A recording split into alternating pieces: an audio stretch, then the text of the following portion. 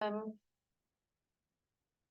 So as you come in, go ahead and if you want to change your name and add your company after your name, like your name, comma, your company, you click on those three dots in your square, the picture, your picture.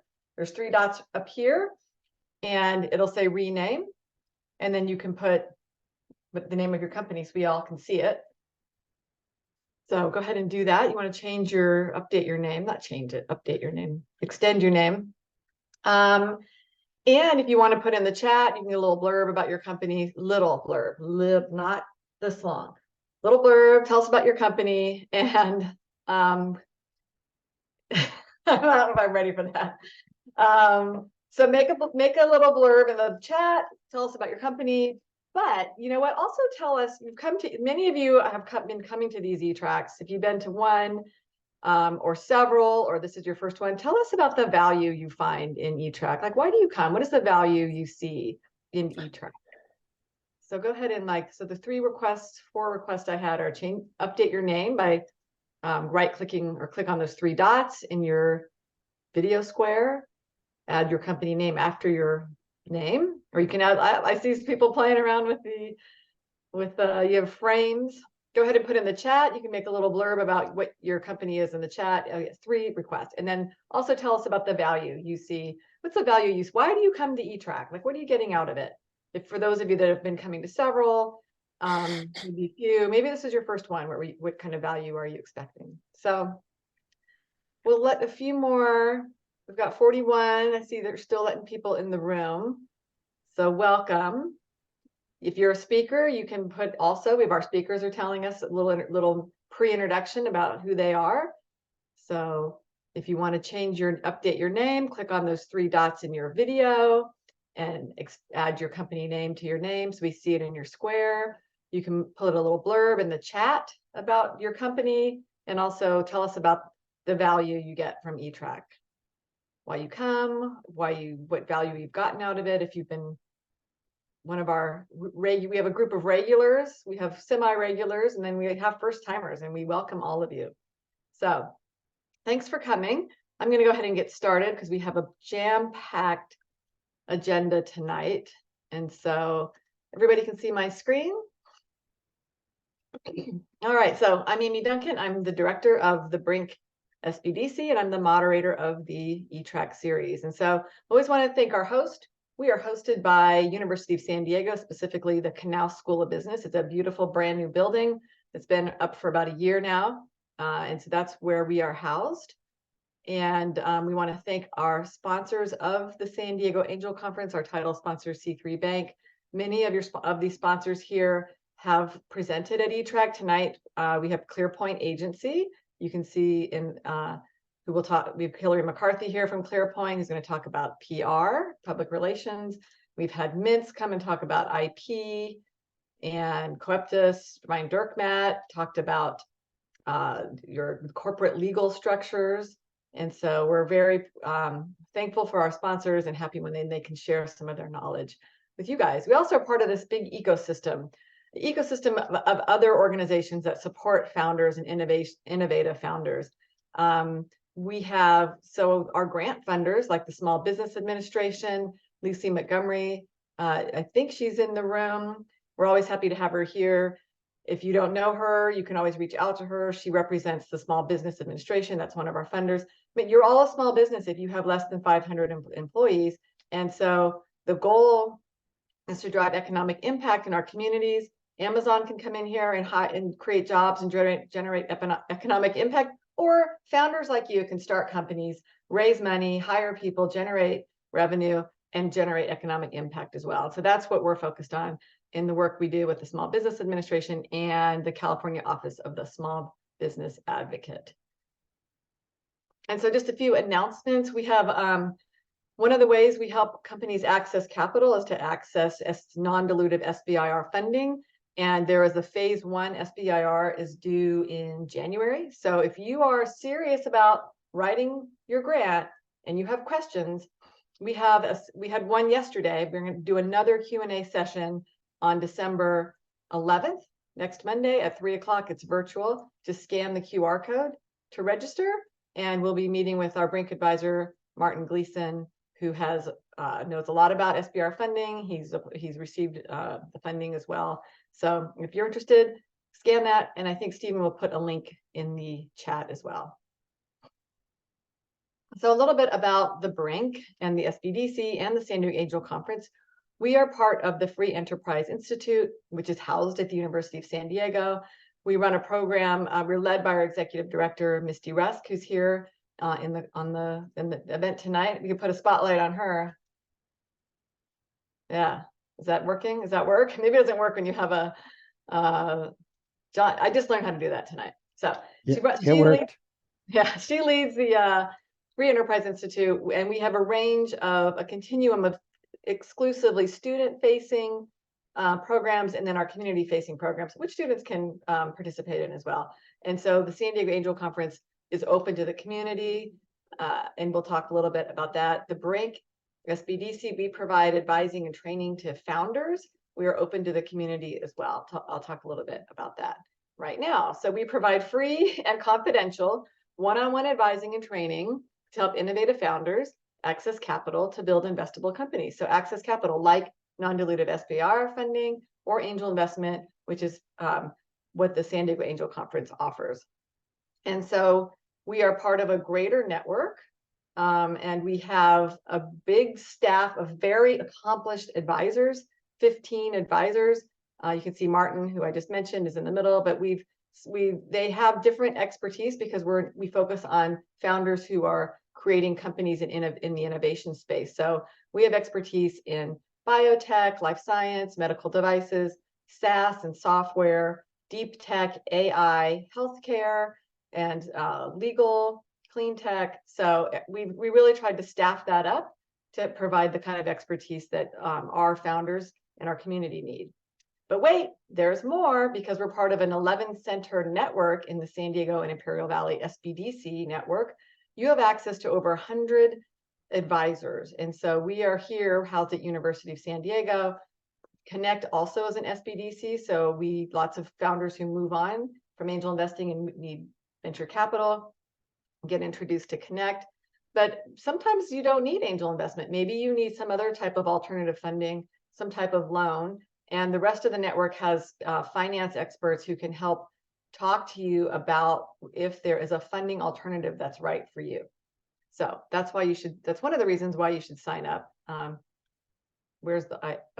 have the link coming up. So so as a network, the 11 center wide, our fiscal year just ended, and we calculated our activity. We provided 16,000 counseling hours to over 4,500 clients. This is in the San Diego and Imperial Valley counties, with 700 training events like this, with 12,000 attendees. That's why we collect our attendee. We need to know who's here so we can report it to our grant funders.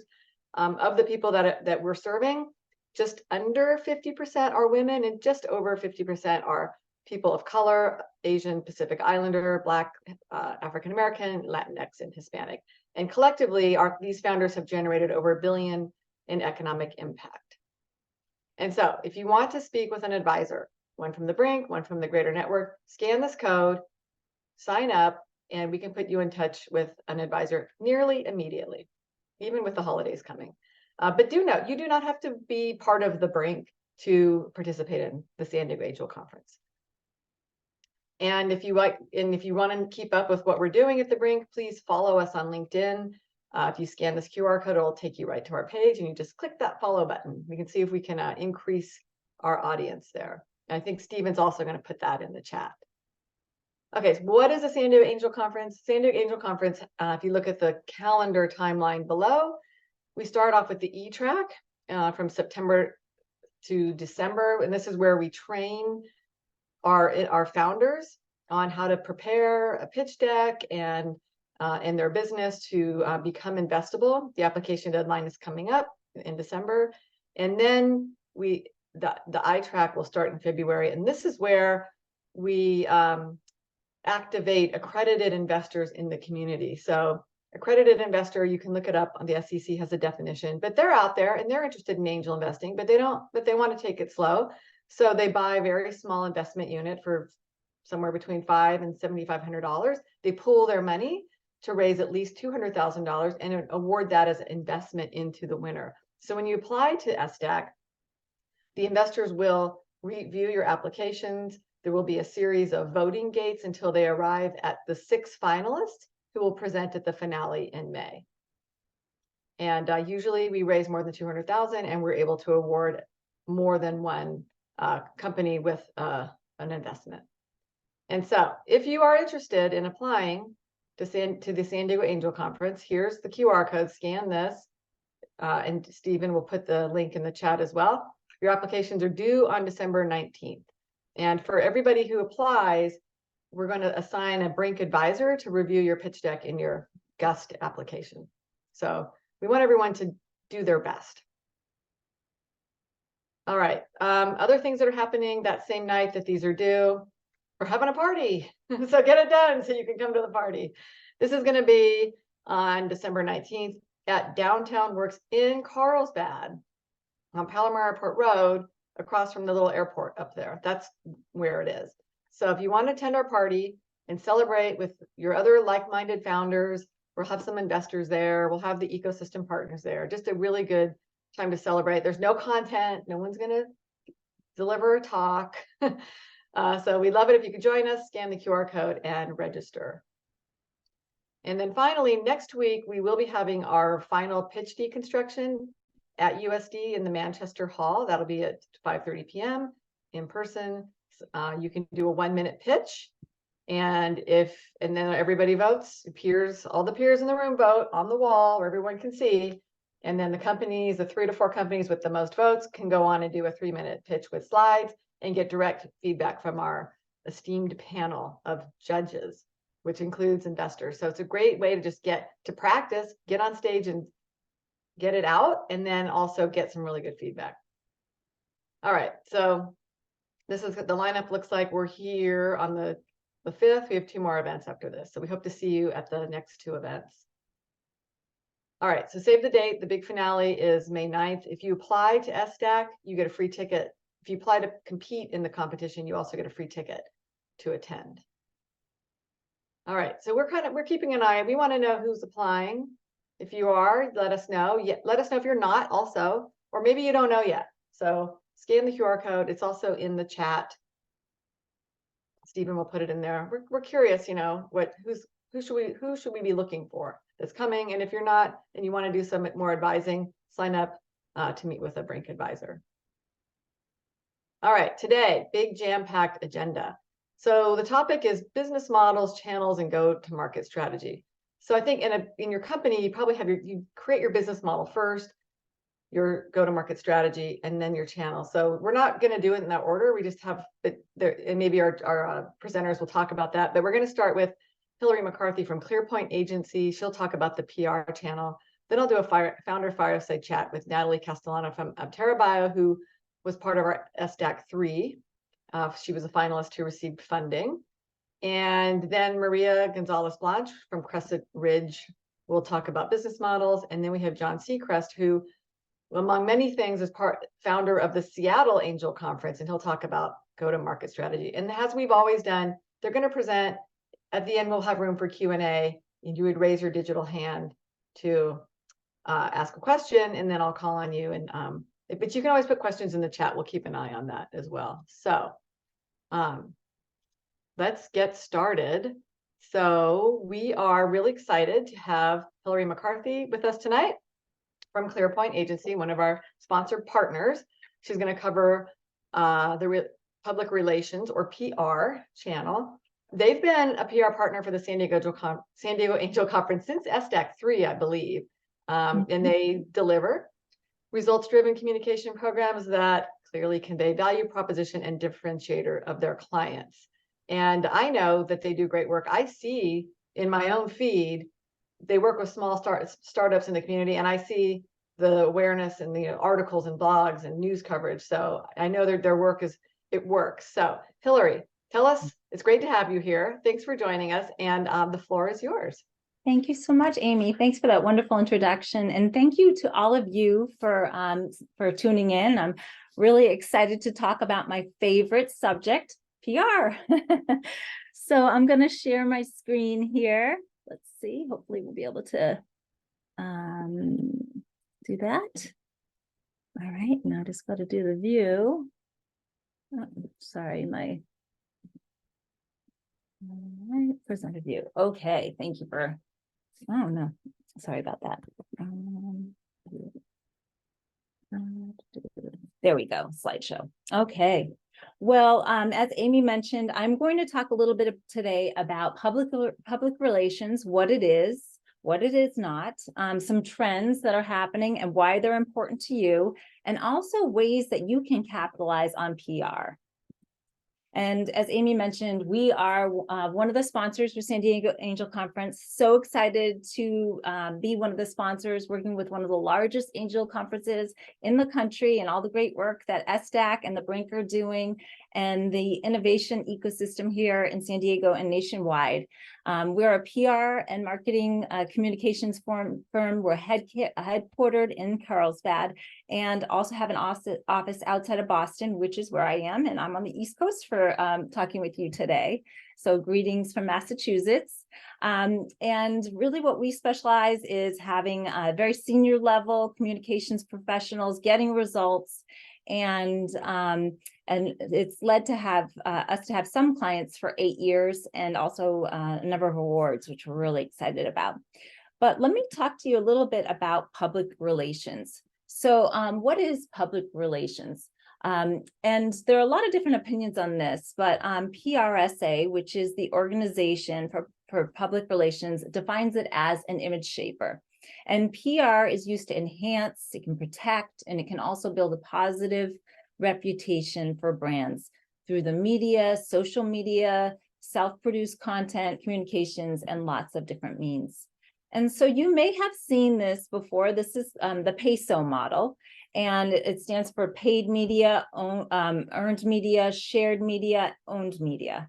And paid is, you know, as you would imagine, it's most likely like advertising, lead generation, email marketing, things that you pay for.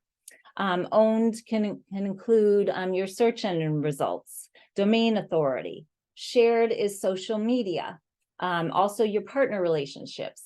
And then the earned is really where the PR resides, and that is the media relations, influencer relations, investor relations, and can include link building and word of mouth as well. And what we really strive for with clients, and what we think brands should strive for, is to have an integrated strategy that looks at all of those, that is consistent across all of them. And in the middle is that magic. That's the reputation, where there's that consistency, and where the reputation of the brand is built, the credibility is and trust, and thought leadership and authority. So that's what we really strive for clients.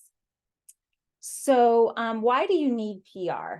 And as mentioned, PR is really about perception. And you know, companies strive to do certain things, but ultimately the brands, their perception and what they are is also held in the minds of the consumers and people, and what they think about your brand, and that influences its value. So PR can be one of the most effective ways to influence that.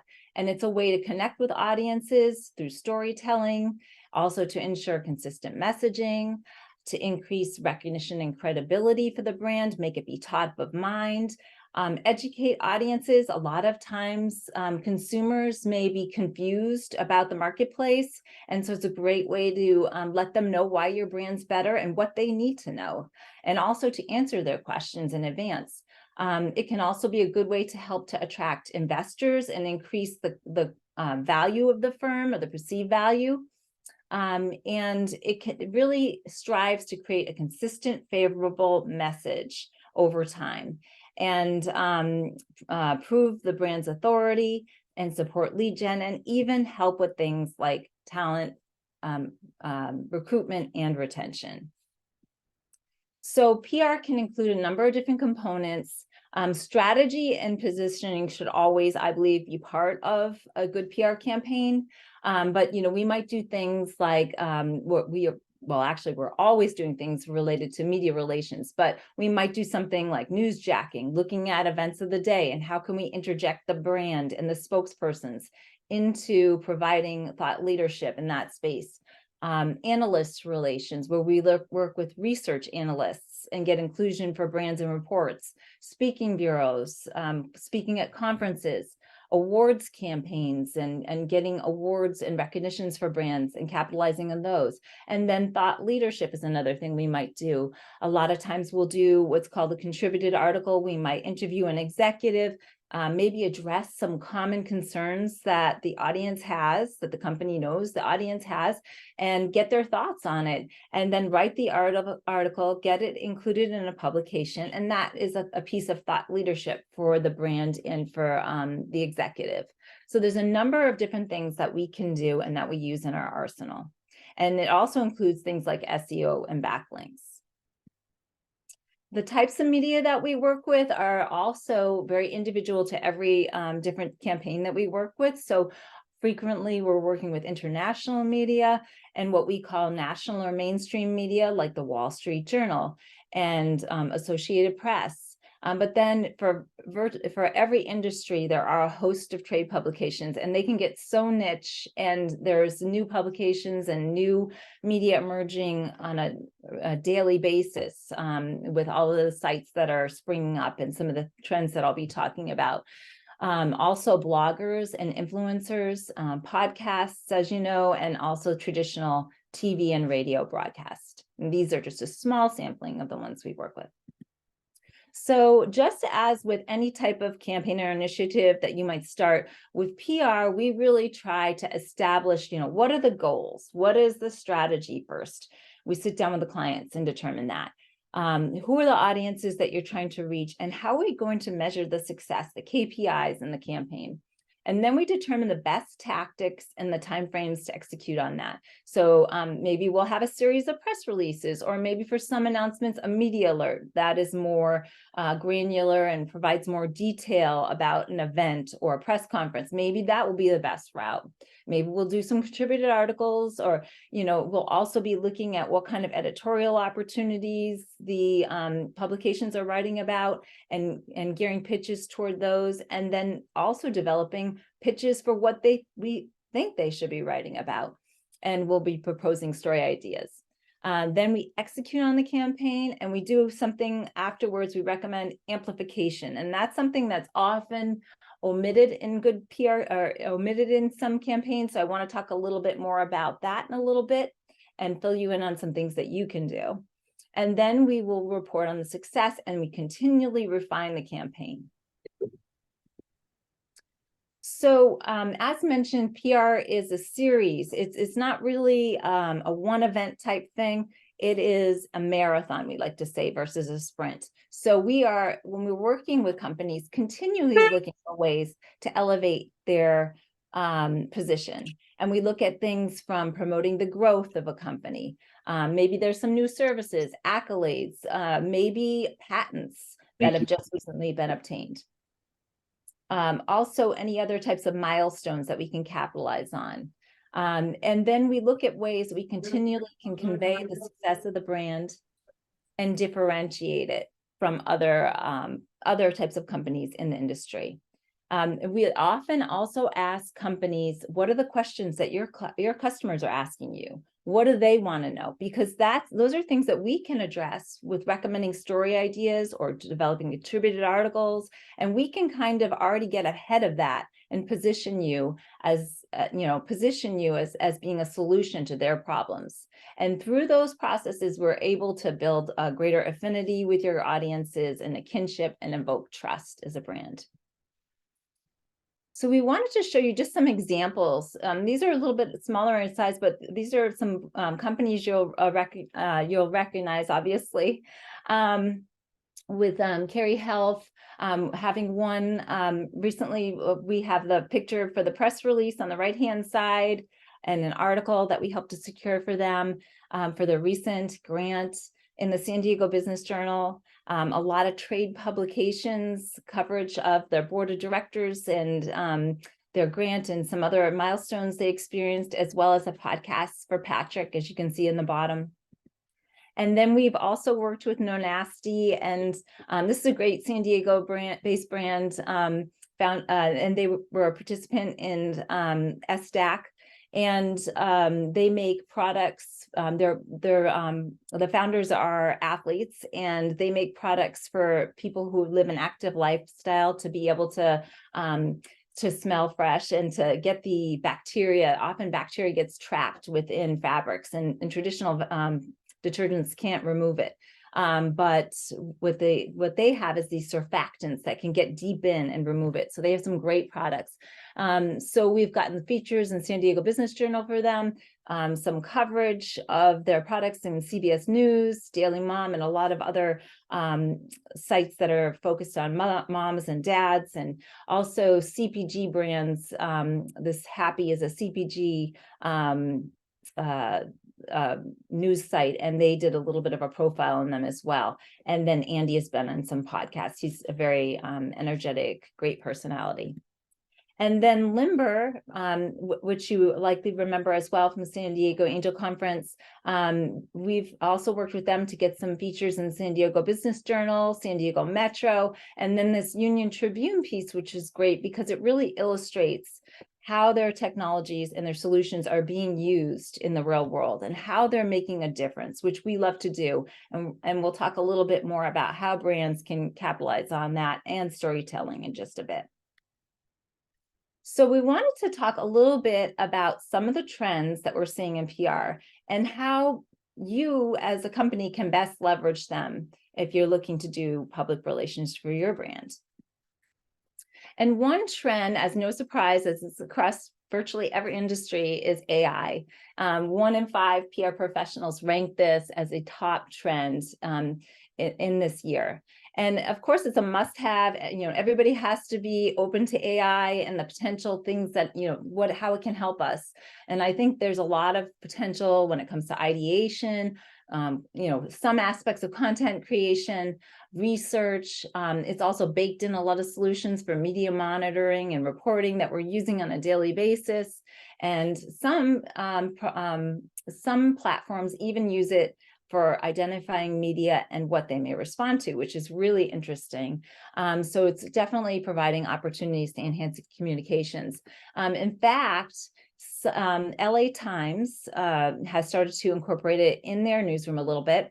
And they have this earthquake bot where it doesn't write the story, but it will give them some insights. It gives the newsroom insights on when there's a potential earthquake and what level, and it brings those pieces together for the story for a writer to write it. And USC Annenberg has this AP style bot, and AP, Associated Press, that's what we use in PR. It's a style it's a certain grammatical way of writing things, and it will go through documents and make recommendations based on AP style, which is very interesting. One other thing that's kind of interesting about AI is that it's also becoming an audience of sorts. And so even, in PR and in content, we're starting to look at, as it determines what people see on social, what they see on search, and the products that they see on e-commerce, it's a consideration on how you're targeting your communications to make sure that more people can see it. So that's also an important aspect.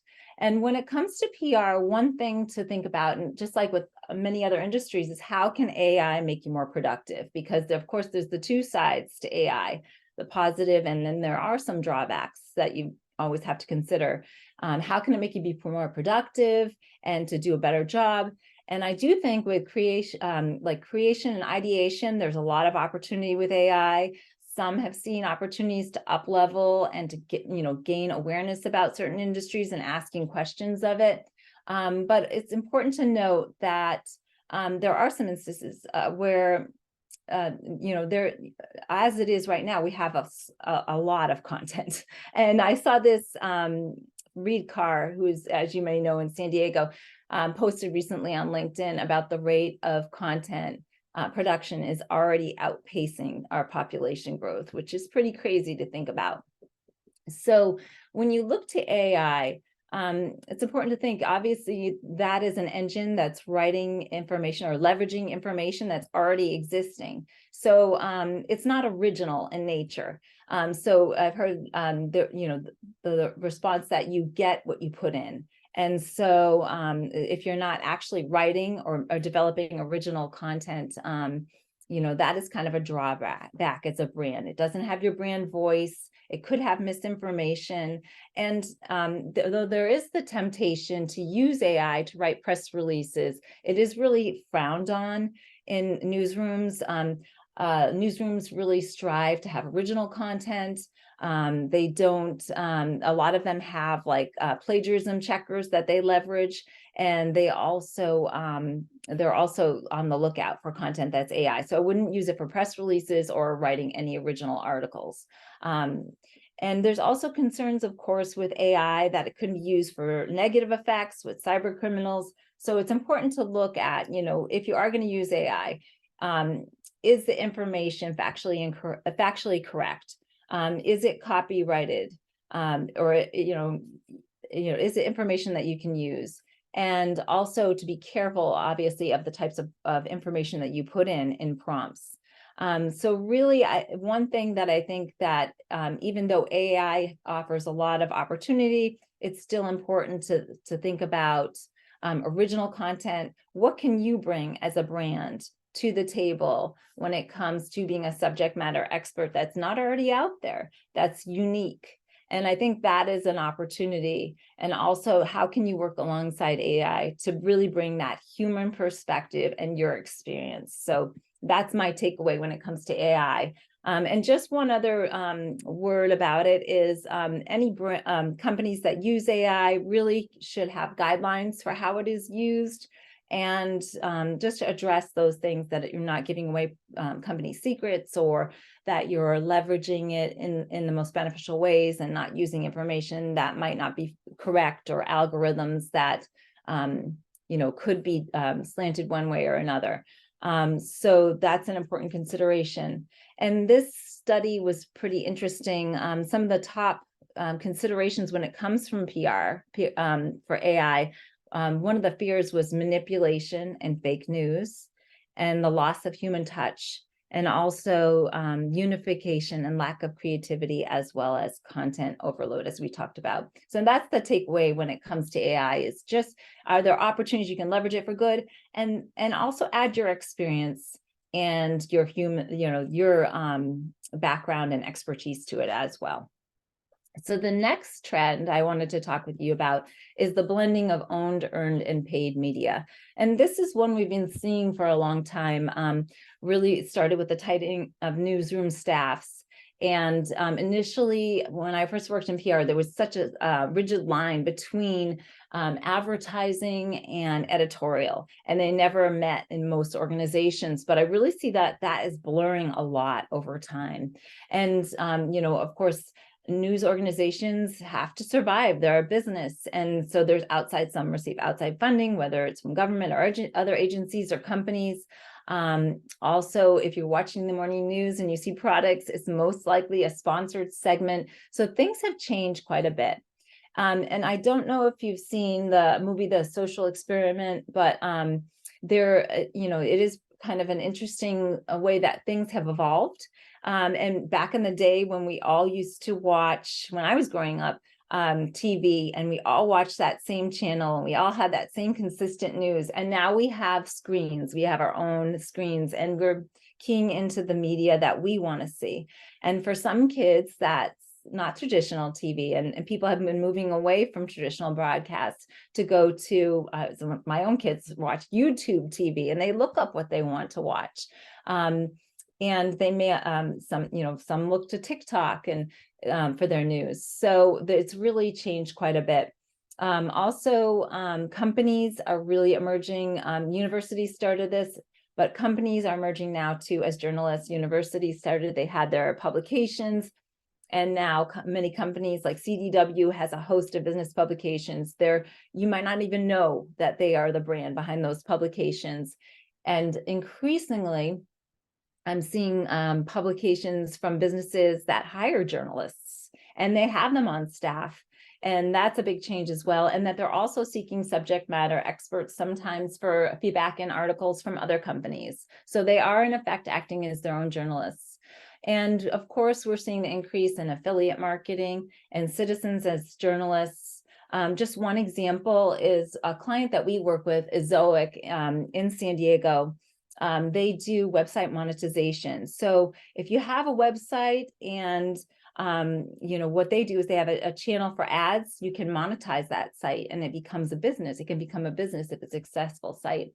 Chrome Unboxed started as 3 individuals as a part-time job, and they really just enjoyed unboxing Chromebooks and talking about them on YouTube. And then they had developed such a following that they determined they should bring it into their own site.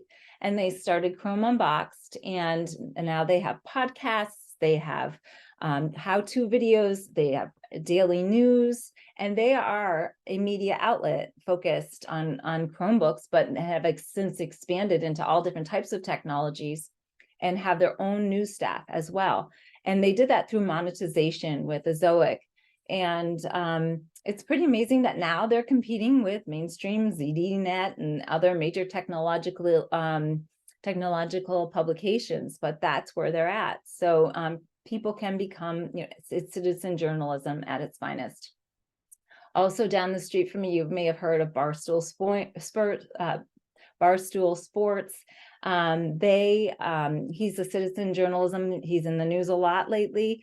And he has built his own mini empire of sorts and works from his home and does reporting. One thing that I found most interesting, though, about this and the blending of all of these different forms of communications is that many people do not know the difference. And I think the statistic is very telling. And I think it's also very true in the sense that even from a PR perspective, sometimes it can be a little difficult. It can take me a little while to figure out exactly how things happened, but there is a greater blending of that owned, earned, and paid.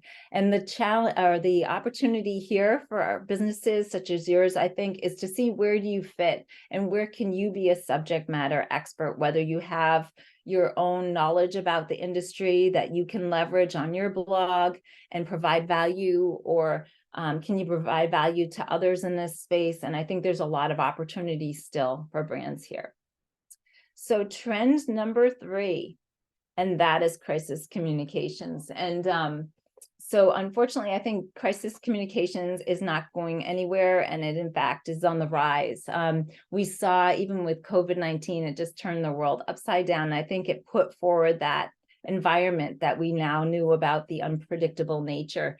And we talked about AI and hallucinations and the potential for brands to get caught up in issues with that.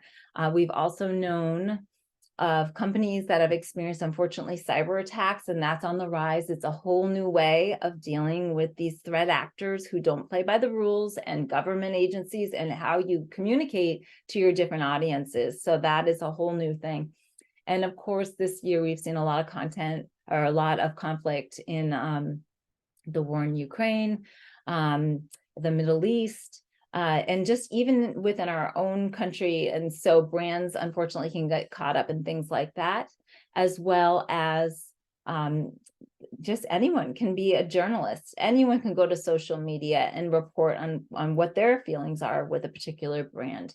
And so for these reasons, I feel like crisis communications is not going anywhere.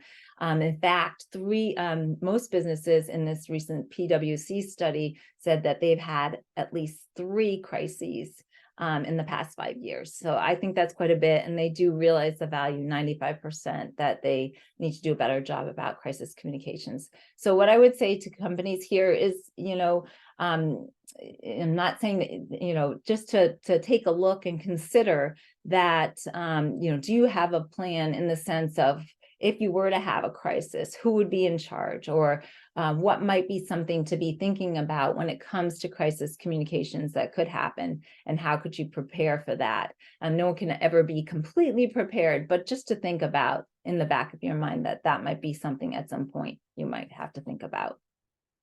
Trend number 4, and this is my favorite. So this is the need for connection and community. And 56% of PR professionals expressed a fear of loss of human touch with AI. And I think it's true. We're all human beings, and we all relate to stories and connection. And though you can argue statistics, and you might say, I don't believe that number, you can't really argue how a person feels, or if they're sad or happy. And you may remember growing up, the stories your grandparents told you, and that their statistics have shown that when you wrap some ideas within a story or an anecdote within a story, you're more likely to remember it. And those are the things that stick with us. Also, when your customers are motivated to take action to buy, or when you're motivated to make a change, it really has to come from within. You can have the statistics and the information, and that can all help, but it really has to start from within before you can do it.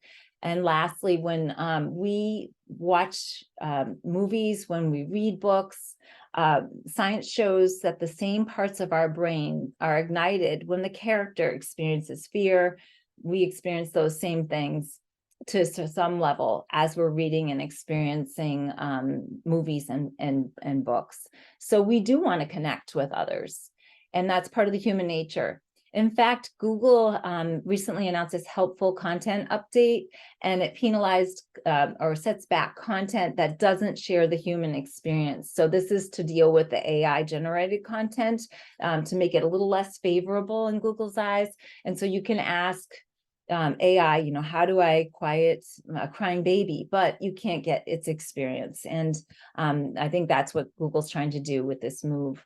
And lastly, websites like Reddit and Quora that have user opinions, there's a ranking higher now on social. So the last thing I want to do is talk about when you get that story, how do you leverage it? And I really hope that each of you has that great experience where you have a great article written about you, or maybe you've put out a great piece of content and it's, you have an article that gets picked up in a publication, and you really want to be able to leverage those wins. So of course, first, share it internally, make sure everybody knows about it and that they're going to share it on social media. Then I would also recommend send it to your investors and your stakeholders. And we have a client that does a great newsletter, and they do to their shareholders, and they include the content or the public relations pieces that, or the media relations pieces that they get in those newsletters. Also, you can include the logos of the publications on your website. That's okay to do. And you can do like an as seen in bar that includes some of those great Wall Street Journal or whatever you have.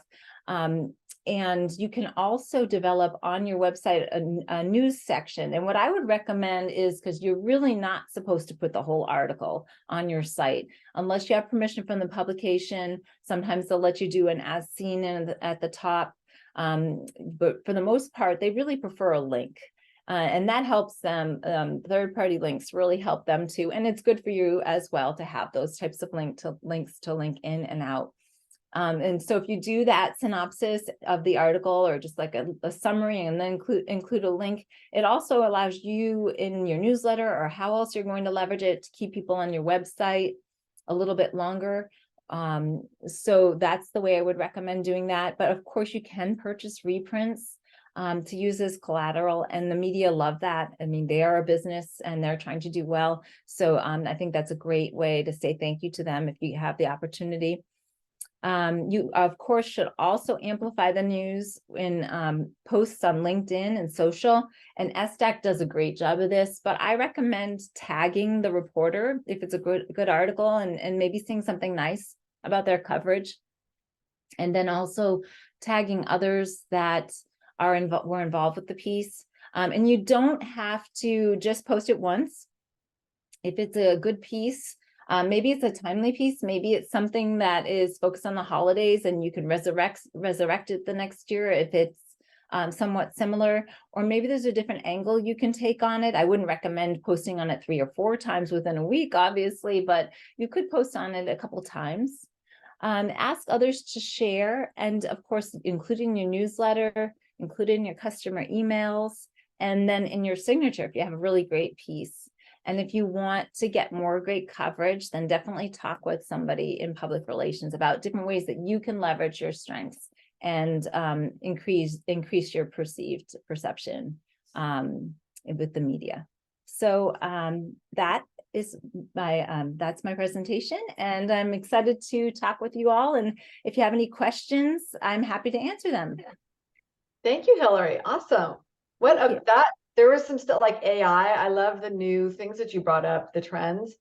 And influencer, like, did someone pay for this engagement, or is it just natural? So those were the stuff that, yeah, have I associated that with PR before? So you guys in the audience, attendees, yes, go ahead and raise your digital hand. If you have to find that, if you go to make your screen really big and you find the raise hand button and you raise your digital hand, why don't we go ahead and like stop, unshare your screen, that we can like, Okay. unless Sounds you have, oh, well, we always tell our founders, like, leave on the last screen with all your contact information, but Stephen can probably put the contact information in the chat if you guys want to contact Hillary or anybody at ClearPoint. So our first question is from Riza. Go ahead and unmute and ask your question. Great presentation. Thank you. I feel a little scared because we are in AI and we are trying to use AI analytics for the good, but there are a lot of things, as you said, for the ethics of AI.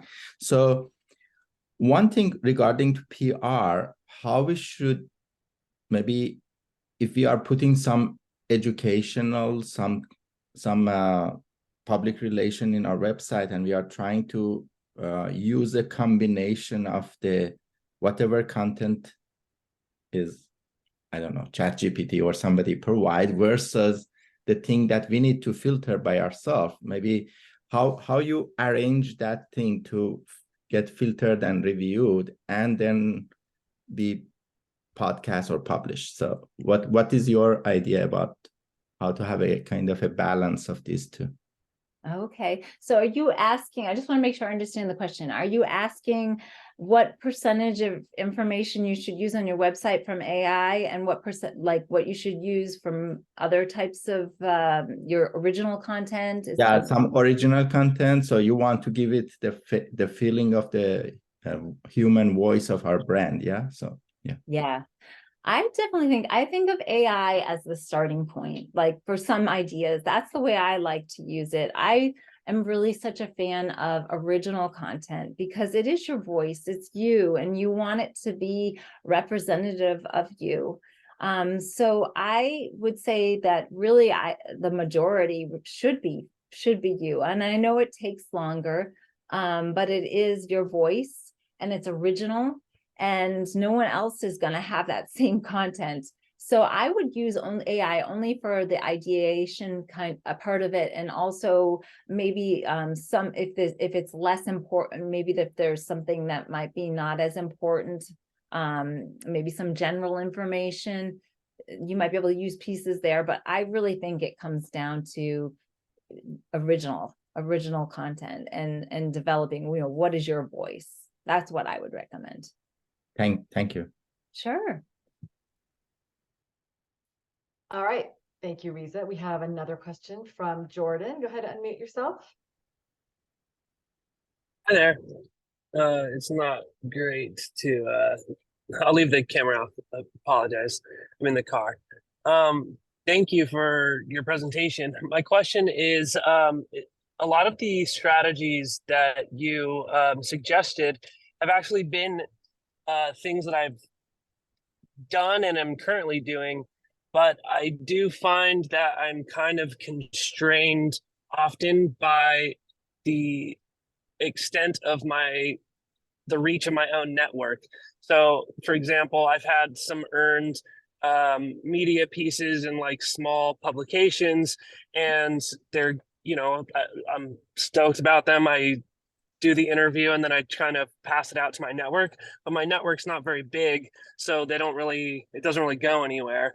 And so I guess short of having a larger budget where you can maybe pay to kind of expand that reach, how do you avoid getting caught in this circle where you're just announcing to like 10 people everything that you do, Right. So you're Thank saying you. mostly on social media, that's where your challenge is, that you're not getting a lot of engagement on your on the pieces that you're sharing.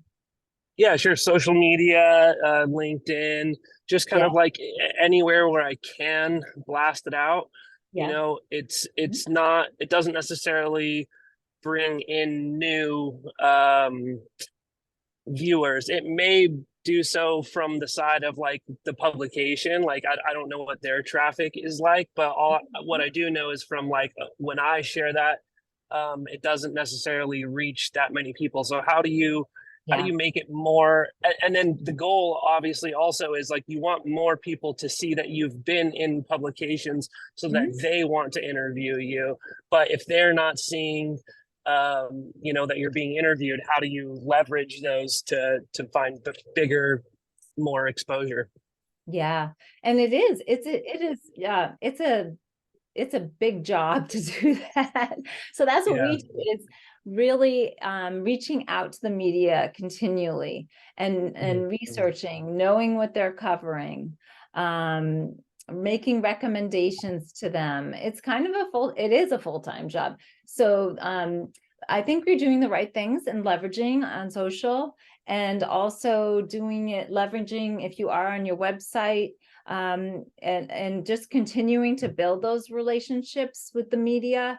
We're continually checking back with them. When you're doing a full-fledged PR program, it's a lot of checking back with the media. It's a lot of there's new media on a daily basis that are changing beats, that are so it takes a lot just to even follow them, make recommendations, developing, writing articles, suggesting topics. It's all of those things, and just doing it and doing more of it, and just keep doing it.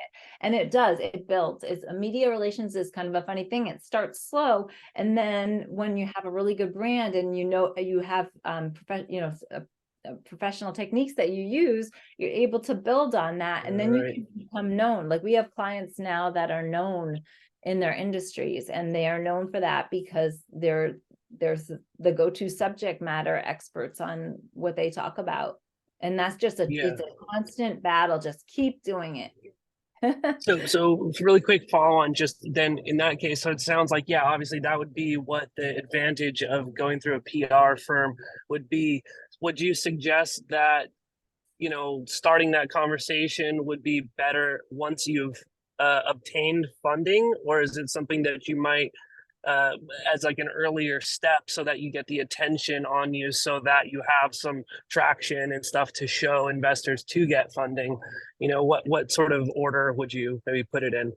Yeah, and that's a great question. And we've worked with brands on both from both realms. And I do think, though, it makes a difference when you are looking for funding. I've seen, we've worked with companies where we've gotten them an award, like Gartner Cool Company. All of a sudden, they wanted, they got acquired because they're thrust in this whole new limelight. And so I do really believe, having worked with the number of brands that we have, that it influences the perception. It is all about the perception, and it's what you see and read. And when you see those companies repeatedly as the go-to experts in those space, that makes a difference, and that is how they are perceived. Awesome. Thank you. I'll connect with you after, if that's okay, because I would appreciate it. Thank you so much. Thank you. Okay, we have a question from Laden. Go ahead and unmute.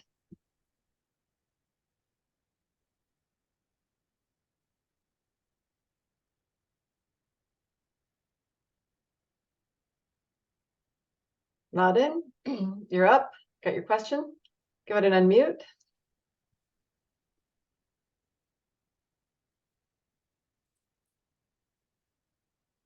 All right. Well, I did see Natalie had a question, but we can wait till her. All right.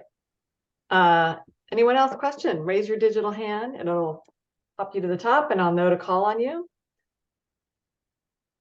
Oh, okay, Garrett. Go ahead. I'm in the car too. Sorry about that, but thank you again. I had a question about kind of this new social media age, but how do you use PR to connect with like operations and sales to convert? You talked a little bit about lead generation, but how about converting those leads? What's kind of the strategy there? Yeah.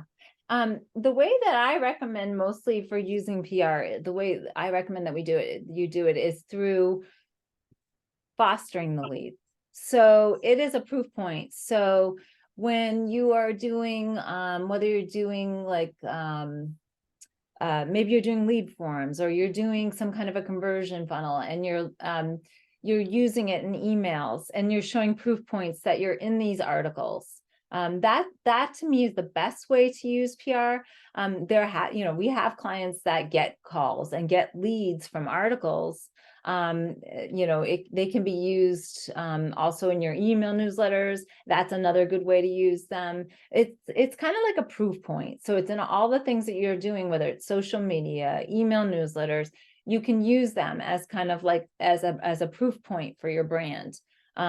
So I don't, people may call you and they may submit leads from articles that you've been in, but it isn't necessarily the way that, it's not like you would use them in closing the leads. I would use them in collateral.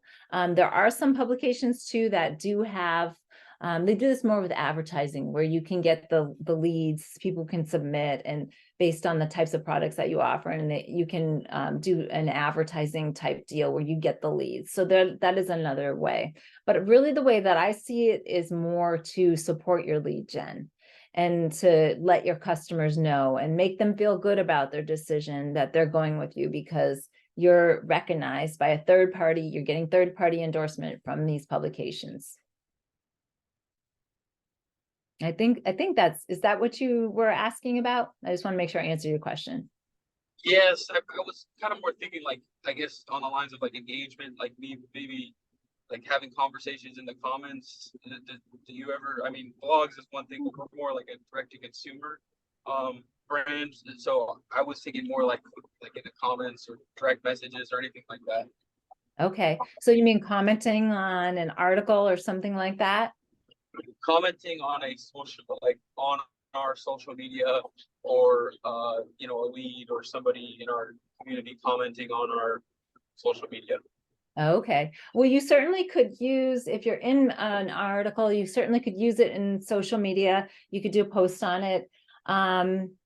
Also, a lot of times I'll work with brands, say, perhaps there's a common question that customers are asking. And so that is a way, like we'll develop an article based that addresses that question and then get that in a publication that the customers read. And so that's a way to address their questions. And sometimes they'll come to you that way too. It's a little bit different way of doing things, but it's more like the third party endorsement. So there is that middleman in between, but it's, that's the value that it provides as a third party. Does that answer your question? Yes. Okay. Yes, that's the hinge method, I think, is kind of what I was getting a little bit there. Okay, thank you. Sure. All right. Well, thank you, Hillary. Thank you for enlightening us on the latest in PR. And we will at the end of the week, by the end of the week, Stephen will send a follow-up email with links to everybody's slides and contact information as well. So if you weren't able to catch that tonight, we'll make sure that you get an email with that information later on. So thank you so much, Hillary. Everyone give her a digital applause. Thank you. Thank you. All right, so I'm going to slowly transition because I didn't schedule any real break time for tonight because it's so jam-packed, but I'm going to slowly bring on Natalie. So if you need to run and get your dinner really quick. So Natalie is the founder of Aptera Bio. And I got to know Natalie. We can talk about the name change if you want. I got to know Natalie when she entered the San Diego Angel Conference 3. So, we're coming up on 6. And so I am the fund manager for SDAC 3. And that you get to know founders really well when they make it all the way to the end. And Natalie's company was a finalist and received investment funding from the SDAC 3 investors. And then she went on to enter the Seattle Angel Conference. That's John Seacrest. He's doing a lot of engagement in the chat right now, and he'll be coming on at the end of the night. We'll get to hear from him a bit later. But Natalie ended up winning the Seattle Angel Conference. So big congratulations to you again on that. So we're excited to have Natalie here at eTrack with us and to talk about your entrepreneurial journey in the context of business models, go-to-market strategy, and and channels. So welcome, Natalie. So to get started, tell us about your company. What is Aptera Bio? And then give us a brief overview of your entrepreneurial journey. Sure. Thanks so much for the introduction. That makes us sound much better than maybe we actually are, but thank you. So we are a drug discovery partner. So we help pharma companies discover their next breakthrough therapeutic. And the way we do that is by mining the original pharmaceutical company, our own immune system. So whenever humans encounter a new disease, whether it's COVID or the flu or cancer, they develop an immune response. And our technology helps our partners discover drugs from that immune response. So we're not a pharmaceutical company, but we work with a lot of pharma companies to help feed candidates into their pipelines. We definitely started out as a very different company, and that you kind of alluded to our name change being actually a big part of that, and you were instrumental in picking a good name. But we spun out of UC San Diego from the computer science department. So my background, I did my PhD in computer science, but was always interested in bio and bioinformatic research. So when I was a graduate student, a couple professors and I were working closely with Genentech to help them figure out a way to use software to sequence antibody proteins. That software was great for Genentech, and so we spun it out of the company, spun out of the university, and we formed a company called Digital Proteomics. The idea was that we would license this software, hence the digital part, and then we look at the proteins, the proteomics part. But what was great for, a very big kind of, sophisticated pharma company was not great for a lot of other customers in our market. So they didn't have the right equipment to generate the data. They didn't have maybe IT support to help them get things set up. This was kind of before everything was on the cloud. So we actually had to deploy it, it had to run on their own system. And so people started asking us, well, can we just send you your sample instead of, licensing the software? So we started to open up an arm of the company that was basically that. It was a service arm where people send us samples. We set up a network of service providers to generate the data. We would analyze it, send it to our customers. And then kind of that started to really outgrow our software licensing business. To the point where we even grew out a whole lab. So we've got several thousand square feet of equipment. People send samples directly to us. We do all the work in-house. And so it kind of very, very different than what we were before. And so when we started doing our fundraising with SDAC, everybody would make stupid jokes about analog proteomics or, thought we did something different than we do. And so Amy helped us change our name and kind of change our brand to be more antibody focused and biosciences as opposed to just digital. So. Sorry. So those were your different business models. It's like you would describe those as business models, the licensing, the fee for service. So, and would you call those pivots, or how do you sort of now in hindsight tell that story? Yeah, I think so. So I would definitely call it a pivot. So we tested out a business model, and it's not just having the right business model, it's also having the right go-to-market strategy. And so I think, if you don't have the right business model or you don't have the right go-to-market strategy, then you kind of are dead in the water. So after we kind of switched the business model to the service, and then we kind of got our go-to-market strategy better, so we reached our customers, we started to experience a lot more growth as Aptera Bio.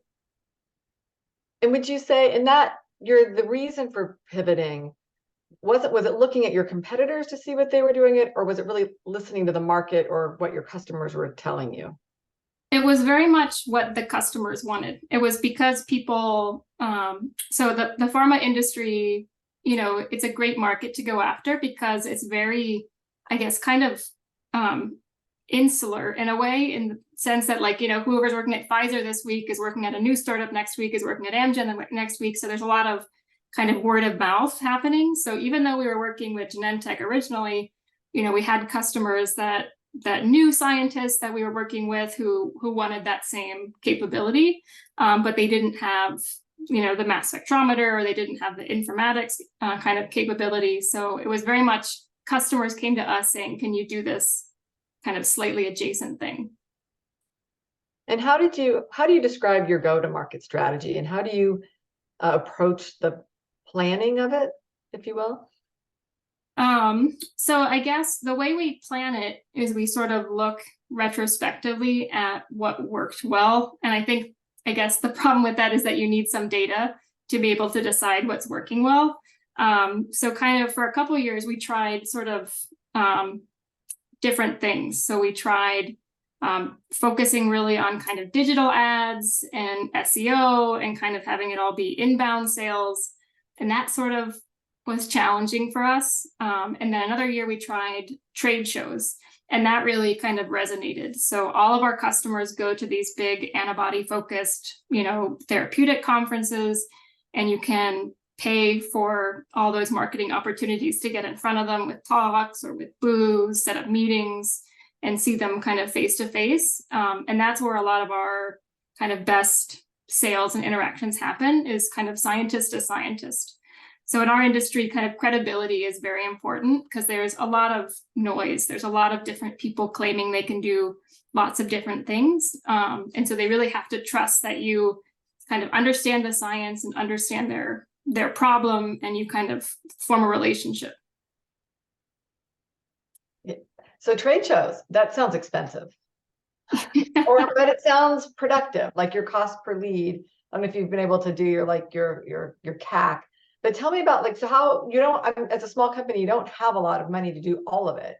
And so you've sort of had to do a little bit of experimentation to figure out which one was working and not working. And so does most of your budget go to trade shows? Yeah, so that's definitely the bulk of it. So I would say the trade show, though, is kind of nice because you get a lot of information in kind of one space. You see what your competitors are doing, you see what your customers are doing, you see kind of what the market, like what the trends in the market are doing. So it's kind of you get a lot of information out of it. So it is pricey, but for us, it is very well worth it.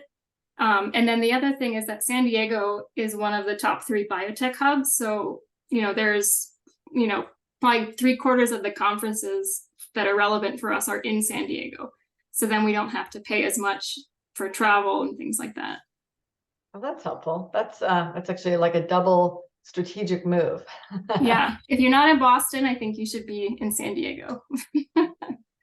And so so then after a trade show and you get your leads, do you have a process or a marketing automation that sort of moves them towards a purchase decision? Yeah, so we have, so I guess we have kind of a technology stack, as it were. So we have, and it's really, I guess, part of their kind of marketing strategy is sort of deciding what the cadence is going to be for all of that. So we have an email marketing list. So we use MailChimp for doing monthly updates on what the company is doing.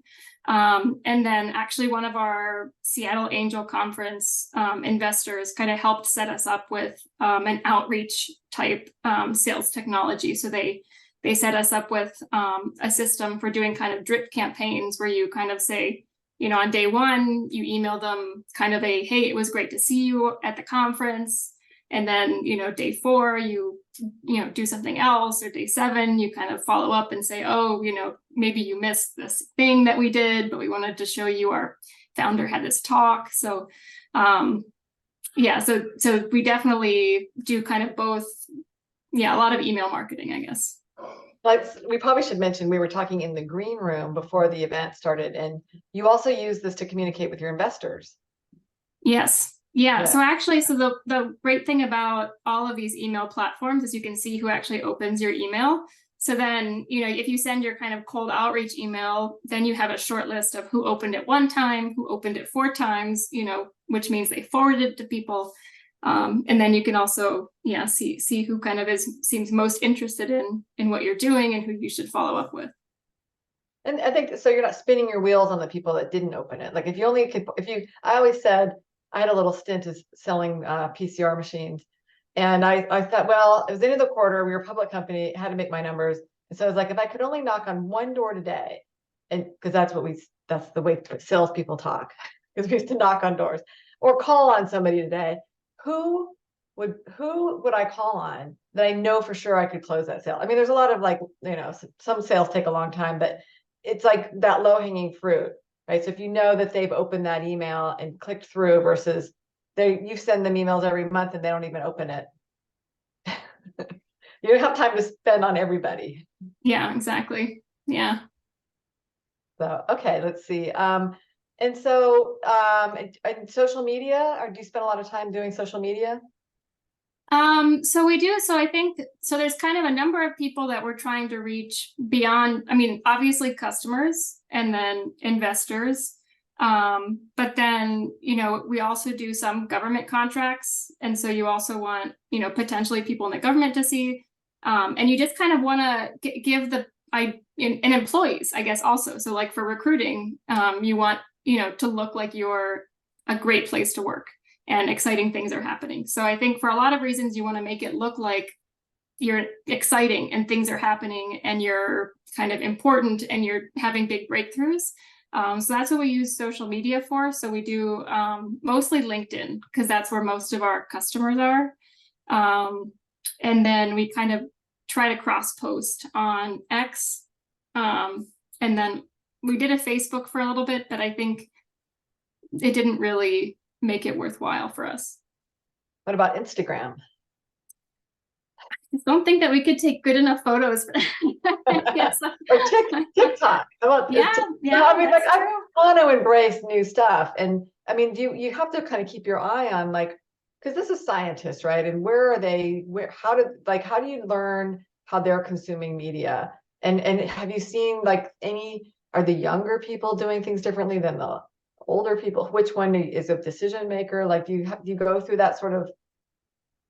Yeah, so I mean, I think there's definitely a demographic. So it's, our target customer is a person that, is typically kind of like 40 to 55. So they have purchasing power. And so, those people are on LinkedIn. They're often on Facebook, but I don't know that people go to Facebook for like business decisions, but you're right, they are on Instagram and on TikTok. And I learned from the CEO group that I'm in that, yes, how often are you on your phone, like scrolling through things? And so like, if you're doing it, then that means your customer is probably doing it and you should be on there. But there's only so many things that you can do in the day and you got to allocate your time. Yes, it's the new shorts videos that you can do an hour before you know. So tell us about this CEO group. Is this the SBA Thrive program? Yeah. Tell us what that is and how you got involved with that. So there was an application. So Lucy Montgomery is on, and she's the person to talk to about it. But so I think there's so many great resources in San Diego, and really just getting connected with one of them, whether it's the Brink or it's Connect or it's the SBA, they'll help connect you to all the other resources out there. But on one hand, there's like the innovation economy and kind of venture-backed companies and learning how to get money that way. But then you also have to think about building a good company, a sustainable company, a profitable company. And that's, a different skill set and kind of a different peer group potentially than, the angel and like the ones who are kind of just starting out. So Lucy invited us to be part of the CEO group called SBA Thrive. And they focus on going from being kind of a small business to hopefully a much larger business, connecting us with a nationwide group of CEOs, bringing in subject matter experts on marketing and finance and leadership and strategy. So I think I didn't put it in the chat here, but I think one of the best parts of being part of SDAC or any of these groups is just the peer group and getting to know other people that are working on the same problems that you are and struggling with the same things you are. Yeah, and that's what we're trying to create. We have our group now that's coming in person and on Zoom, and I saw you got to know the other finalists and the other participants in SDAC, and still to this day, I think you guys are still kind of in contact. Yep. So for everybody out there, there is some time for Q&A. We have about 7 minutes. So if you want to raise your digital hand, I'll know to call on you. And we've got John helping us out with the spotlight. work. So, okay, Victoria, go ahead and unmute and ask your question. If you want to be in the spotlight, you got to put on your video. Oh, sorry, I'm on video today. All right. But thank you so much for presenting. I actually just wanted to piggyback on the conversation about TikTok and just ask your personal opinion. It was recently brought to my attention that you can actually sell directly on the platform now. What do you think the upside is for that for entrepreneurs? And is it industry based or product based? So I'm by no means an expert on that, but my personal opinion, so my business is B2B. And so we're not going to, we don't have kind of low, like that kind of transaction with our customers. But I feel like for any business, the less friction there is for a consumer to get money into your hands and get your product, the better. So I feel like, for certain businesses, if someone sees it and they can just click, quickly like buy it, then that seems like it would be fantastic. But I don't sell that way, so I don't know personally. Fair enough. So really just about customer experience at the forefront. Got it. Thank you. All right, we have Risa back in the queue. Let's go ahead and unmute yourself. I don't know. Do we have a small groups at the end for chatting with a smaller group? Because I really enjoyed the I really enjoyed the talk, and I want to see how we can stay in touch. If you don't mind to share the email or something. Thank you. Sure, I'll put it in the chat. Yeah, we have so many packed, jam-filled content tonight that there's no time for breakout rooms. But I'm glad that you enjoy that, because I do. We try to do that when we can. Do you have a question? Oh, he's gone. All right. So, Allison, you're next. Go ahead and unmute yourself. Thank you. I enjoyed the conversation. I took note about the drip campaign following events. Events is part of our go-to-market strategy, and I'm sure there's a million things online that help you define what that strategy is. But I was wondering if there was any key takeaways that you felt were the most beneficial for conversion post events.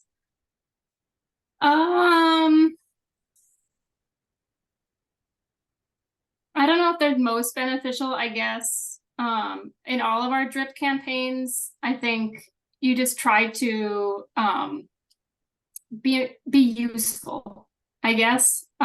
So that's what we try to do. So it's like whether it's, providing some reference, some link to some blog post that maybe they were, that was relevant to the conference. I think that's part of what we try to do. I think you could spend a lot of time spinning your wheels thinking about how many touches, how far apart. I think just try something and then, just make sure that you have some metric that you're following and iterate to see what works and what doesn't. Great. Thank you. I'm writing that down as you're talking. Yeah. When I saw John added, I'm sure he's jumping out of, because he's going to talk about go-to-market, but create value. So instead of hey, we're having something on sale or we have this, or we launched a new product with a new feature. It's how can you offer value to the viewer if they're going to get something useful for them that will help them grow or be more knowledgeable? That's the value, right? So that's one way to think of it. But I know John can address that when he's up. Great, thank you. All right, next we have Jordan. Go ahead and unmute yourself. Hi, thank you. So one of the things that you said, a couple things, but you were talking about how just not having, there's only so many hours in the day and you got to prioritize what you are going to do. So I've determined that there are some low-hanging fruit opportunities through B2B email marketing of my product, but I don't really know how to do email marketing. So I'm kind of always torn with most things, but let's stick with this, between outsourcing it to somebody, which costs money, or doing it yourself, which costs time. And you're probably not going to know all these things, and you're perpetually trying to reinvent the wheel. So in your case, with B2B email marketing, did you just kind of figure it out yourself? How much effort you kind of started answering it where you're don't worry too much about how many touch points at how many days apart. But those are the things that I think about. A good email campaign is there's a lot of science behind how often, how do you warm up the inbox? How do you do all this stuff that I don't really know? And then, is it worth me taking the time to figure it out, or just hiring somebody or Fiverr or something like that? Thank you. Yeah, I think, I guess I always struggle with this because nobody knows sort of your business and your solution and your customer as well as you do. So I guess I'm just always kind of like, you can't outsource that part of it, but you could find an advisor with the Brink that, probably knows this, right? Of like, you need 6 touches, or in your industry, this kind of thing, or, I think like get that sort of information. But I think, one of the most important things in your business is that interaction with your customer. And so I'm always hesitant to outsource that, because you want to know, like, you want to be the first one to know, like, what does the customer care about, and how are they responding to this? And, it's your messaging of your company. So you kind of want to own it. I know it's not fun, especially if your background is not marketing, but it's sort of the most important thing in your business is that connection with your customer. So that's how you guys did it, is you just kind of crafted what you thought would be the best pitch to who you think your customers are. And then you started like a MailChimp account, and then just started adding lists and figuring it out, just kind of piecing it up as simply from there and adding more complexity. Okay, cool. So with MailChimp, it's like they want a subscriber. So we use MailChimp for our monthly newsletter, but it's always people that have, reached out to us. Subscribed or some way. They're kind of like our warm lead list. Yeah. We use a technology called Outreach to do kind of more of the drip campaign thing. Gotcha. Cool. Yeah, thanks. Awesome. And if you guys are reading the chat, John is adding a lot of good, I mean, and he knows that he's quick, he knows what's going on. So definitely be checking out what's going on in the chat. So I think we will close our fireside chat. So with Natalie, thank you so much for sharing your journey and your experience so far. And we are excited for your success and to see you grow. Thank you. So let's give her a digital round of applause and all the ways we can clap on LinkedIn or on Zoom. So, all right, thank you so much. And so next up we have, I will remove your spotlight. Okay, so now we have, and we'll transition a little bit slowly here because there are no real scheduled breaks in our tight action jam-packed agenda tonight. So next we have Maria Gonzalez Blanch, who I know is in the room. And she is a partner with Crescent Ridge VC. And I've gotten to know Maria through Sylvia Ma. She's one of among many things that Sylvia does, she's also a Brink advisor. And she did speak at one of our first sessions. But Crescent Ridge is a female-led venture capital firm based in Southern California. They invest in early stage companies with a focus on health, people, and planet, and strive to be the partner of choice for founders who want to build a more sustainable economy and equitable society.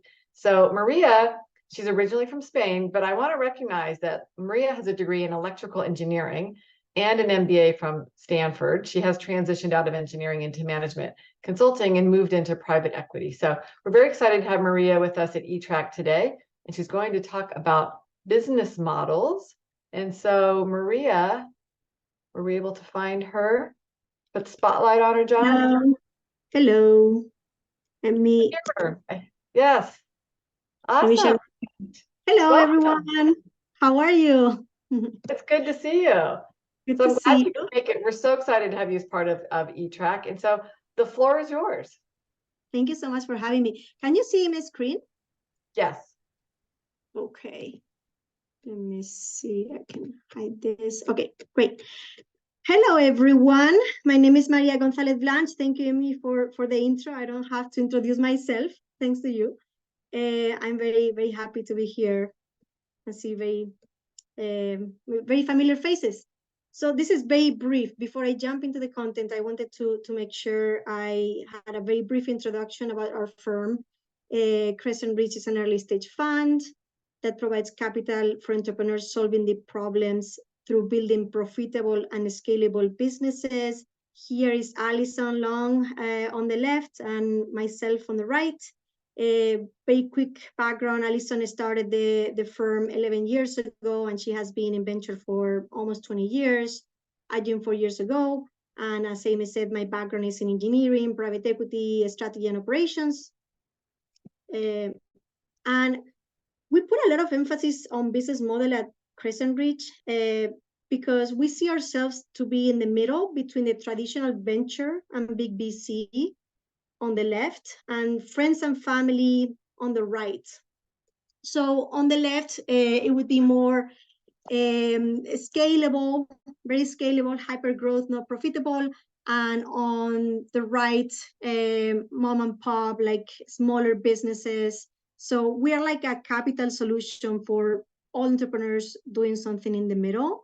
And business model and go-to-market is a topic that I'm very passionate about because it's very important on the early stage.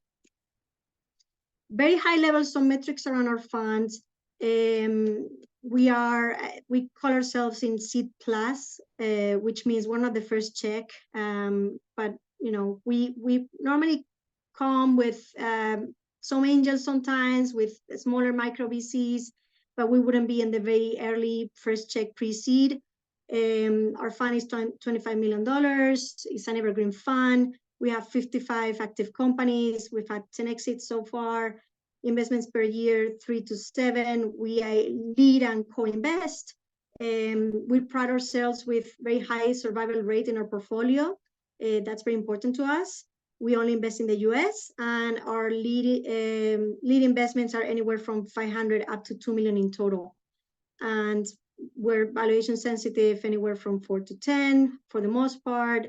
And we've more or less, we're like long-term investors, but for the most part, most of our companies exit after 7 years, or some of them earlier.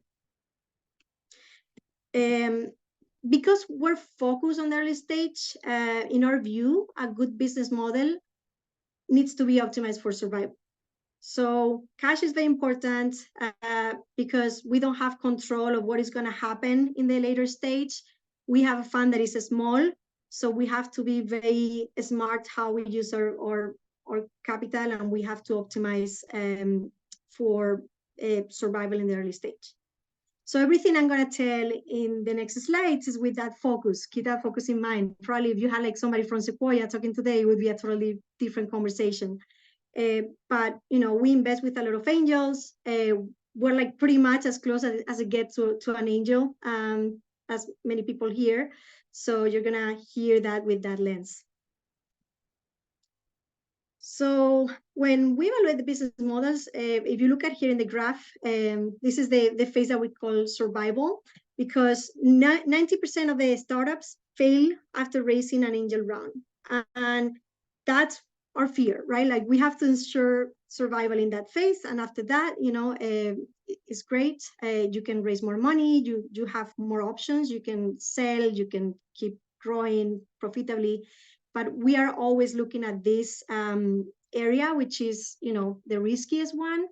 And that's why we think that the business models and go-to-market is so important. And the question is, how do I design a good business model?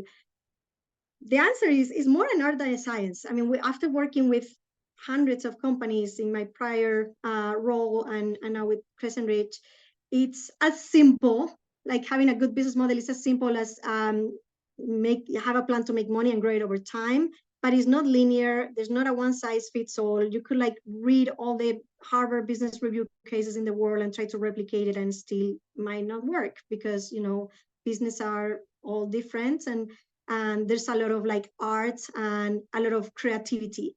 And at the end of the day, you have to play and test with your product, your position, your price, your value prop, etc. So this is like one of the key messages, like there's not a science, it's more of like an art. So this is like some of my rule of thumbs. Of course, these are benchmarks that, they're all different for different companies, and it's a gross generalization. But as an investor, I have a lot of rule of thumbs. And especially in this niche that we play, that is not like big venture, that they're not necessarily so sensitive when it comes to, making money and being profitable early on. When we think about a good business, we're going to think about very healthy gross margins. And yes, there's many different industries, but in my head, it's always like 50% or above. EBITDA margins, ideally, that is 20%. CAC that is reasonable for the product that you're selling. Ideally, LTV CAC ratios of more than 3. Overhead like under control. Unique value prop that is differentiated with the competitors, etc. So these are like some of the things that we look at. And of course, startups are messy. None of them are good because they're startups, right? But like in the long term, we always look at this as what you have to strive for. And if some of the business, by definition, they don't have the possibility to get to some of these metrics, we would, be more wary because, again, our capital is limited and we have to maximize survival. So this is some of my rule of thumbs that I personally have when looking at companies. And then we didn't go to market, and we always talk internally, like Alison and I, when we meet entrepreneurs, we don't like to convince people in the early stages, because when you have your early adopters, those are like the very desperate people. And if you have to put a lot of effort and, giving them things for free, like pilots for free, right? That's always like a red flag. So, the solution is like solve problems that people have and offer a solution that is rightly priced. So it seems something very simple, but we see like startups every day, like trying to solve problems that, people don't care so much about. So in, like long short, this is like the winning go-to-market and business model. Create something that is appealing and you don't have to really convince people. So as you grow, and Natalie had a very good explanation before, but you constantly have to be testing and improving your business model. So this is a cycle that gets repeated. And even when our companies get to profitability, now they have to go to the next step. Maybe they were very good with their early adopter, they're great. But then as you grow, you have to untap like new markets, and maybe it's a new consumer, or maybe it's a new geography, or maybe it's a new product. So this is like a cycle that is constantly repeated, like going through a deep understanding of the problem, then understanding your product market fit, then launching the product or the new customer segment or whatever that is, and then getting to break even again, right? And then profitability and scale. So we always are looking at, this cycle gets repeated constantly. Again, in the early stages, if you have an early adopter that is really, really desperate for your product, they're going to be more forgiven. But then as you grow, you have to get your ducks in a row and, improve and get to a place for scalability. And this is like very, very, quickly, some examples of business model evolution in our portfolio. I mean, all the startups go through some, level of degree of business model evolution. But for example, like Cooler Heads, when they started, they were thinking about a more direct to consumer rental model, like as they were growing, and then they went through FDA clearance, then they had the opportunity to go through B2B and insurance and Medicare. So that was, a great improvement to the business model. And you constantly have to keep improving and testing, and your assumptions that you do in the beginning might change as you scale. And sometimes it's just out of necessity. For example, like Keg, or one of our portfolio companies that is a fertility tracker, they didn't have any other choice than going direct to consumer in the very beginning, because they were still very small, but they had a very desperate early adopter that was willing to pay a lot of money for their tracker. So they capitalized on that. It wasn't ideal in the beginning because they were just selling a product, so there wasn't a recurring element to it. But now as they're growing, now they're untapping new markets, and they can, they're going through also FDA clearance, and they can tap into subscription revenue and more consumers than they were in the very beginning. And another example is, for example, OMI, which is a stove sensor it helps you like control your stove so you don't have fires and for security and peace of mind. This started also as direct to consumer, selling their sensors to consumers, but they realized that CACs were very high, it was very expensive, everyone is trying to target the same consumers. So they ended up figuring out better go-to-markets and better distribution by partnering with senior living and multifamily real estate management companies. And that was much easier and cheaper business model and go-to-market for them. So this is just some examples of the constant evolution when you are an entrepreneur trying to figure things out. Sometimes it's out of necessity. You don't have money, right? So you cannot like go straight into FDA clearance and then you have to survive. We see even companies that they do some other totally different revenue stream because they cannot fundraise. And in the meantime, they figure out a different longer term business model. So there's all type of variations, but the question is like, how can you find a business model that at the time makes sense for you so you can ensure that you're making money and that you can stay in business. So for a good business model, there's always a lot of testing, as I mentioned before, and we always think about product, position, and price. And those are like some of the key principles. Your early adopters are very smart. They're going to find you and they're going to do a lot of research and will choose between you and the other options they have. Then you really need to understand their mindset. You have to be very, very empathetic and understand what is the problem, what needs do they have, what emotions they have. These are all different things. You really have to dissect the problem very well and what are all the options they have. And if you're solving a very deep problem for them, they will be willing to pay full price. A mistake that we see a lot with a lot of the early stage companies is that they give pilots for free and they put a lot of discounts in their products. Is if you really are tapping into an important problem, you're gonna have to be paid full price. And we're always like very big proponents of that. Here's one of our portfolio companies and a real example of how the founder was thinking about the optimal pricing and all the customers' options. So this company is called Nutter, and they are, they manufacture a machine to make plant-based milk. It's very easy. You just put like some water and some nuts, and in a few minutes, it's amazing. You just like get a delicious like nut milk instead of like buying it in the store. So when they were thinking about like their problem, like the founder had this problem, this personal problem, because she was lactose intolerant. She went to the store, and then all the options in the store had a lot of additives, right? So they were thinking about, what are all the options? You can either get it in the store, you can make it yourself, which is painful. There's already some alternatives in the market that weren't optimal because they had a lot of problems. It was too expensive, and then she came up with her own option. So always the process is around what are all the alternatives your customer has? Do they have incentives to pay premium? Like, are there any features? There's convenience, there's status. Like, what are the motivations for them to pay full price and pay a premium? And what are all the other alternatives? What is the cost of all the other alternatives? What are their budgets of this customer or this target customer?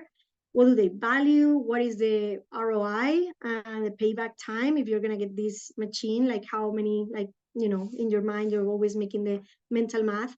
So it's all about like really being very empathetic and thinking about your customer, doing a lot of research. Sometimes you don't even have to spend a lot of money before the product launch. You can do like a lot of, testing, landing pages, surveys. So that's another thing that we see a lot with, a lot of startups, that they go straight into building something and they didn't even do the hard work of all the, research and all the testing. And that's cheap. Building a product, of course, is expensive, but doing all the all the very early stage validation is very cheap, and we always,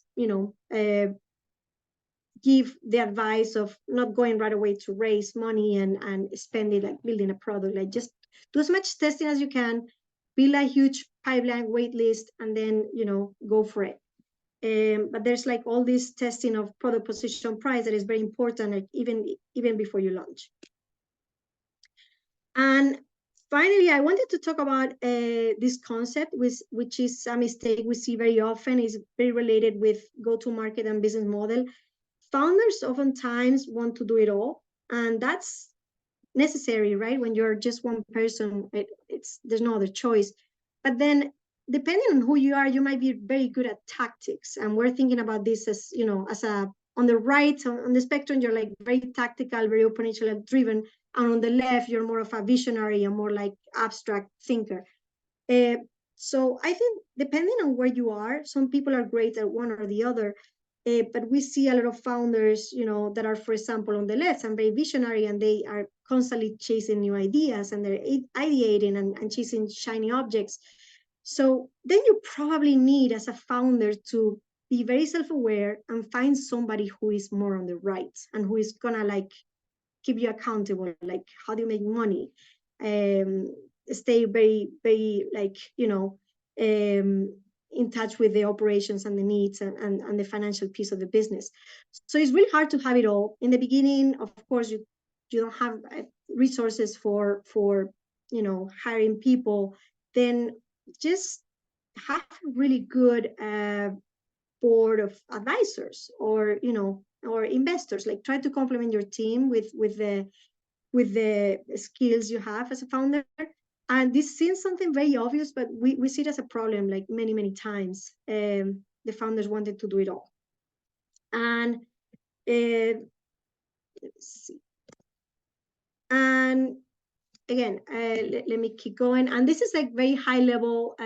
This is something, I didn't want to get into the specific business models, because this is something you can find in Google, and is something like very, I prefer to talk about like my day-to-day and things that I see every day as problems and key insights.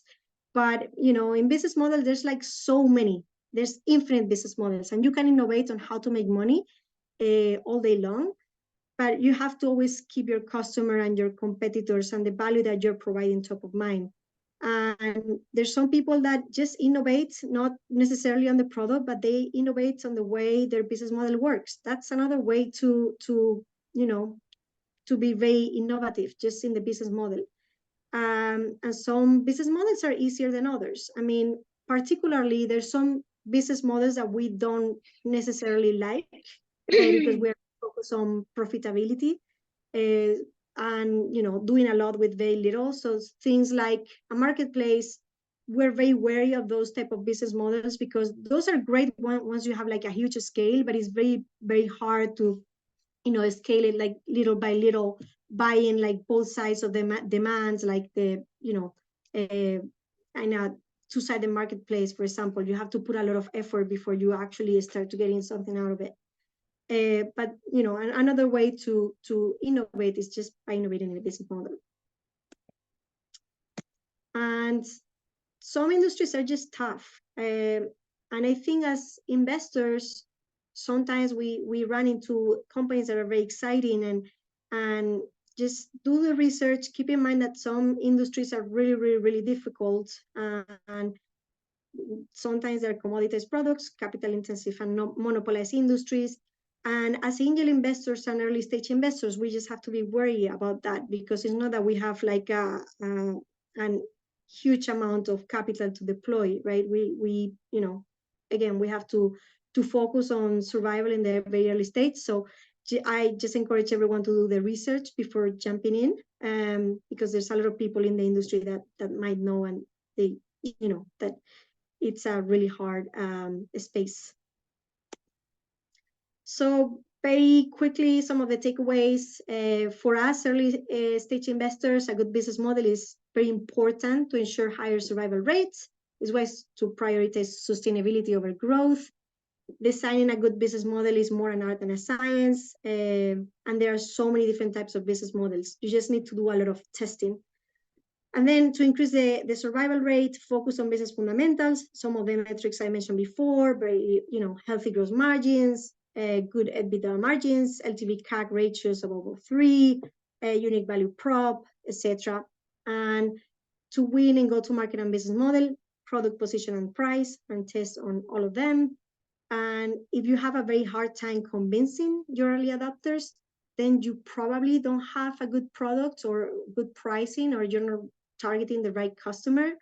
And as the company grows, you have to make sure that you keep, the founder complemented with, advisors and full-time team members, because they cannot do it all.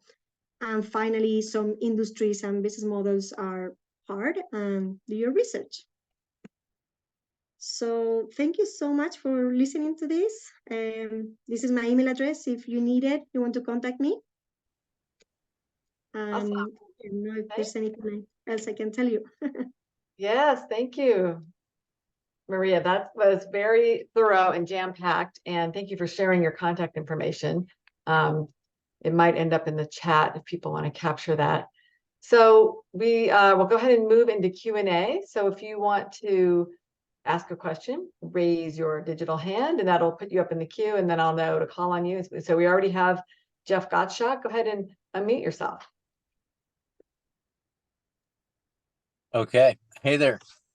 Hey, Maria, I wanted to know, maybe you could, do you have a cool story of maybe one of your favorite moments, maybe in the past year or past couple years, where somebody had a business model and maybe it wasn't working, but they were able to pivot and turn it around, and maybe you could share a success story like that?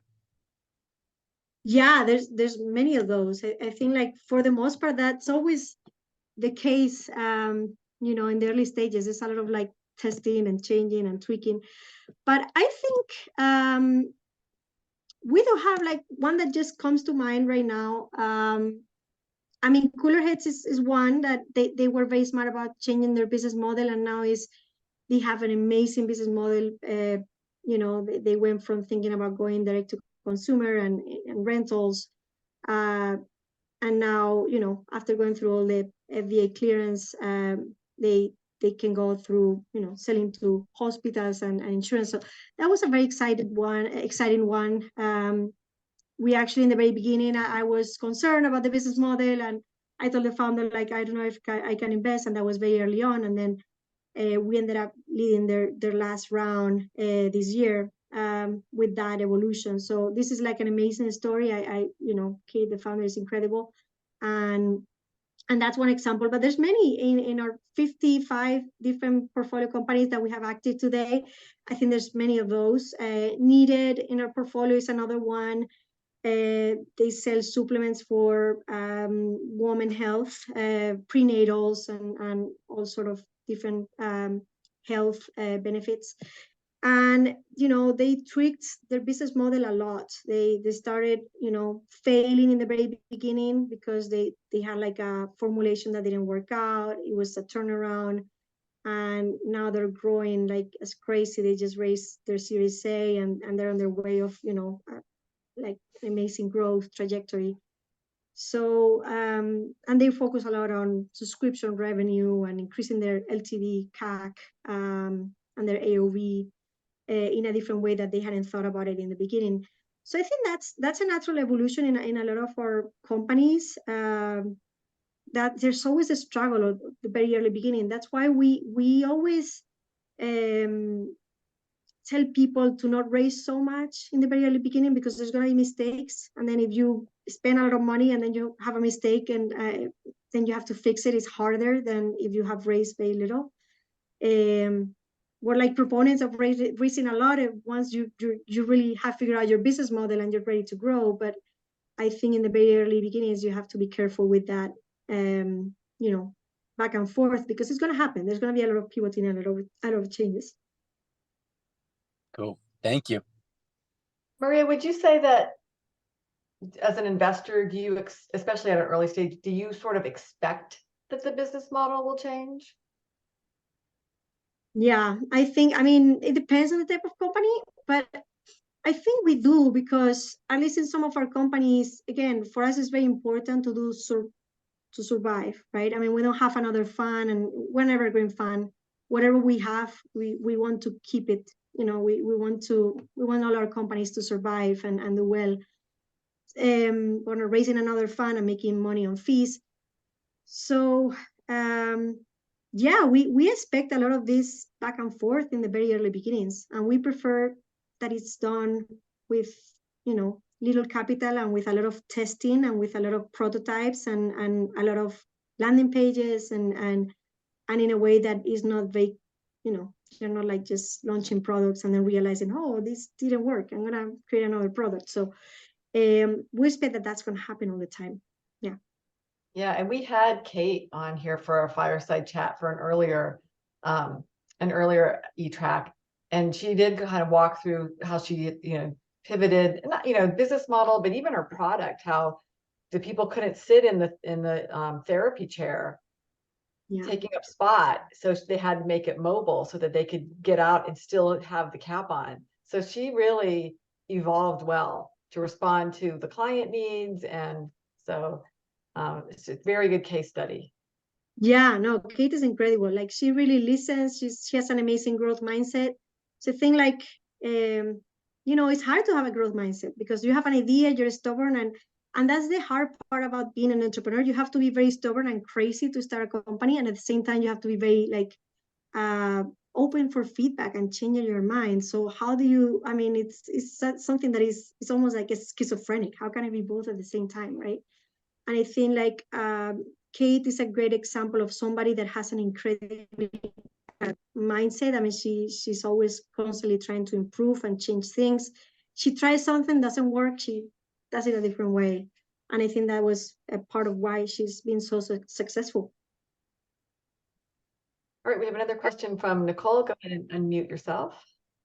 Hi, thank you so much. This is really helpful. So our company's pre-seed. We're launching off the napkin finally. So we're testing and we're doing a lot of customer interviews, but we're really torn on two different business models and wondering if in our financial projections and as we're testing, if we should go out with both, launch with both potential business plans, financial models, or just focus on one. So it'd be either direct to consumer or B2B to C. That's a great question because it's a really hard one. And a lot of our companies have that issue because on the one hand, you know, direct to consumer is very expensive. You have to acquire the customers, right? So, and it's hard. But then if you do both, then there's a lack of focus. Mm-hmm. So I would have to know more about yourself. I mean, what is that unique thing you bring to the table? Like, what are your networks? What is, you know, before I answer that question, I think like do whatever is easier for you. Like in the very early stages, just what is the easiest way to make money? Okay. And then you can always evolve once you grow, but it's really hard fundraising environments. And there's two ways you can have that cash. You can either raise it or you can make it, right? So, and you know, and it's going to be a combination of both. You cannot start a company with nothing. But what is easier for you? Maybe you're amazing at raising capital, and then, you know, and that's the route of a lot of like companies that go the Silicon Valley route of becoming a unicorn. They're like, you know, great at raising and just going to raise a ton of money, and then I'll figure out how to, you know, get to sustainability and keep my costs down or whatever, what is the right business model. But we always tell founders, just do whatever is easier for you. If it's something that is a heavy lift, it's gonna like take a lot of your time, like don't do it. It's so hard in the beginning. You're like have so many constraints, so much to do, you're by yourself, like just make money the easiest way. Mm-hmm. Okay. And it's good for the company, you know, like there's a lot of caveats here, but yeah. That makes sense. Yeah, thank you so much. Yeah, that scenario sort of came up in an earlier e-track where one of the founder had an opportunity, like at a sports thing, and he had the opportunity to pursue, let's call it baseball or football, right? And football is where all the money was, but all of his connections are in baseball. So it's like maybe you start with making money is better than not making, like burning it to go after the football market. So go after, get your beachhead in the baseball market, and then branch out to your adjacent bigger market. Is that something like that, like a strategy? Like that's easier for you. Yeah, that definitely makes sense. Thank you. All right. Questions? Raise your hand. I'm going to remove this. You guys raise your digital hand. She's a VC. She invests. She sees lots of deals. She sees lots of companies come through. It's great to have someone like her in the room to ask those questions. This is your time. So think about it. You can put it in the chat if you want. I'm happy to read it, but go ahead and raise your hand. We have about 10 minutes. Okay, we have a question from Riza. Go ahead, and you are unmuted. Go ahead and ask your question. I just give little short story first, because the context of the question is that we have our MVP, we have done pilot with early adopters, and we are trying to see how to be careful about the, as you said, about the budget, about all of the CAC and all those things. So, and where should we focus more if we are in the range of angel to complete our pilot and make it more scale little our pilot and have more people to give us feedback, or make a little longer plan things, make sure your second generation product and this, and have a kind of more, how to say, which one you think the investor like it more? So to have a roadmap and exactly to know where you scale, as you said, in 3 years, or kind of, I don't know, or maybe a combination of both, but the whole thing is about the budget. Yeah, thank you. Yeah, I think, I mean, you have to think about many things here. First of all, what do you want, right? Because you're not building this for the investors. I mean, yes, of course, you have to raise money, you have to think about that, but what type of company do you want to build? That's the first question, right? And then with the constraints and resources you have, just think about that strategy. And I think it depends on the investor. I think it's not the same motivation on an angel investor than a micro VC, than a Silicon Valley VC, and everyone is going to tell you a different thing. So you have to really take a lot of the feedback and advice that everyone tells you with a grain of salt. Everyone is going to tell you something different, maybe. So it's good to ask for feedback from many different people, but then you have to take that into consideration, and you're the one who knows your company best, and listen to your intuition. So if add one point, that the intuition is that we go for the B2B, and we are trying to make sure we are going for high quality healthcare management. So the quality is our number one value proposition. Yeah. Do you already have, like, are your customers very excited? Like the people? Yeah, we have a letter of satisfaction from our customers.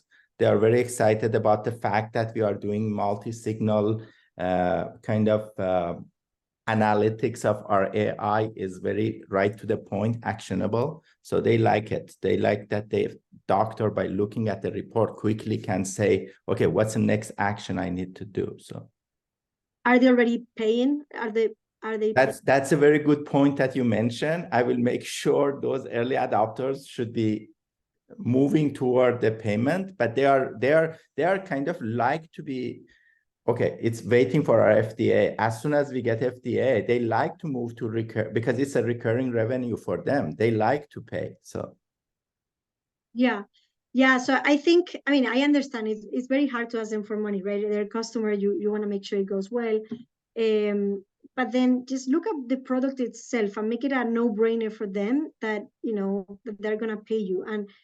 And, you know, again, I don't know, I know very little about your company. So whatever I say, you have to take it with a grain of salt. But I think really fine-tuning that product to make sure you really have something that is valuable, and then the next customer is going to pay for it. That's something that I would focus on right now. You know, life is long. I mean, I know you feel like you're in a rush to just launch and go to the next and whatever, but it takes time. So And is this really the early stage that takes time? Once you have figured it out and the scaling, that's a lot faster. So don't be afraid of taking a little bit longer in this early stage. Thank you. Yeah, and just ask them to pay. Thanks. I appreciate it. Thank you. Awesome. Okay, we have a question from Melissa. Go ahead and unmute yourself. Okay. Hello. Thank Hello. you. I really appreciate all the information, and I'm trying to digest it all. And I love what you said, you know, as you're giving us advice, take what people tell you a grain of salt. I appreciate that humility. And I think that the tension between all the good advice, like I have we have a language enrichment, a learning companion for American Sign Language that involves it's a SaaS subscription based, and we can go B2C or B2B, and where we feel that the potential for more money is definitely going to be in marketing to colleges and universities, educational institutions, but way harder to break in. Although we have really in the college and university sector, we've got lots of contacts, myself and my COO. So, but if we went B2C, and I mean that's going to be like the easier, quicker money. So how do you balance that kind of like, okay, easier, quicker, but this potential? How do you balance that? Do you have any thoughts? Yeah, and again, this is very particular of each company and how much money have you raised, how much runway you have. In our portfolio, so some of our companies are doing the easier, quicker because they cannot fundraise. So it's like, I have to do something, right? So I'm just going to do the easier, quicker, and then I'm going to fund some of the longer term initiatives with the easier, quicker. But I think if you have, you know, raised some capital and you think the long term is in B2B, I mean, education is really hard to break in. You got it right. I mean, it's something that is, you know, very long cycles, very uncertain, right?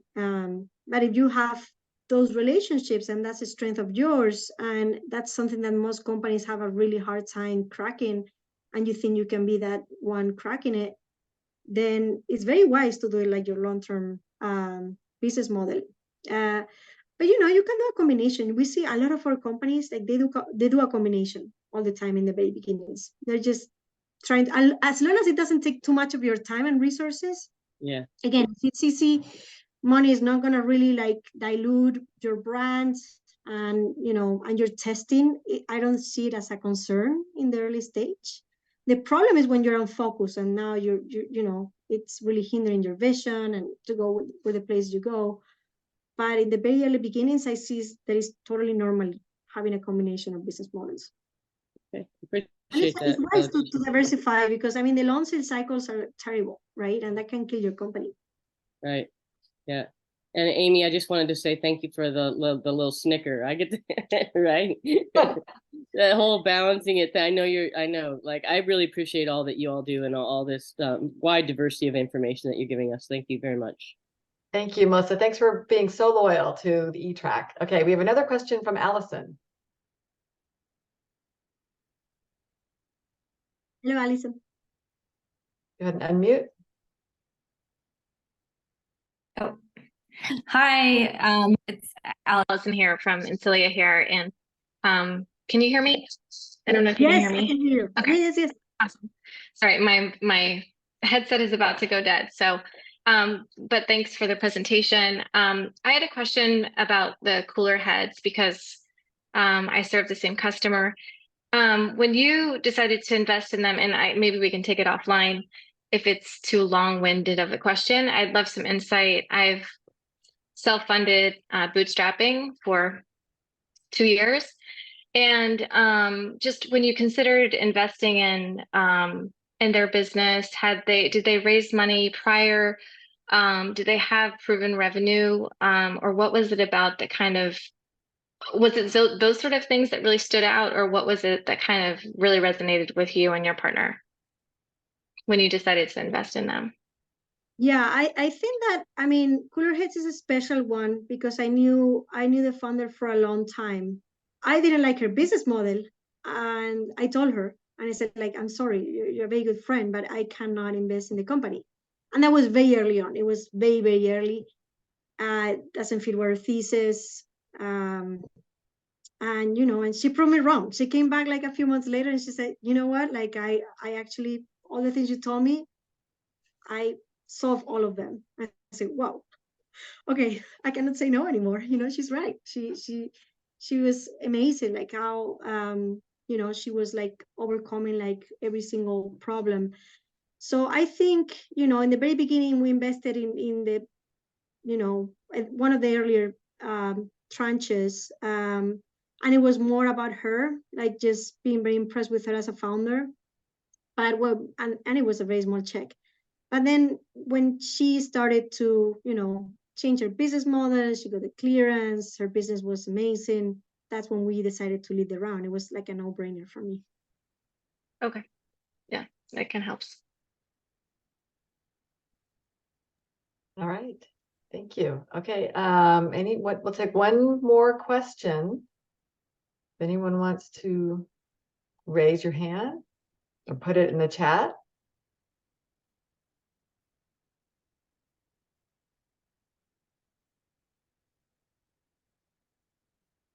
Get a little time for a break. Any final thoughts, Maria, based on what you've heard, or any final advice? No, I think, you know, I think that again, it's every situation is very personal. There's not like a universal knowledge that I can share.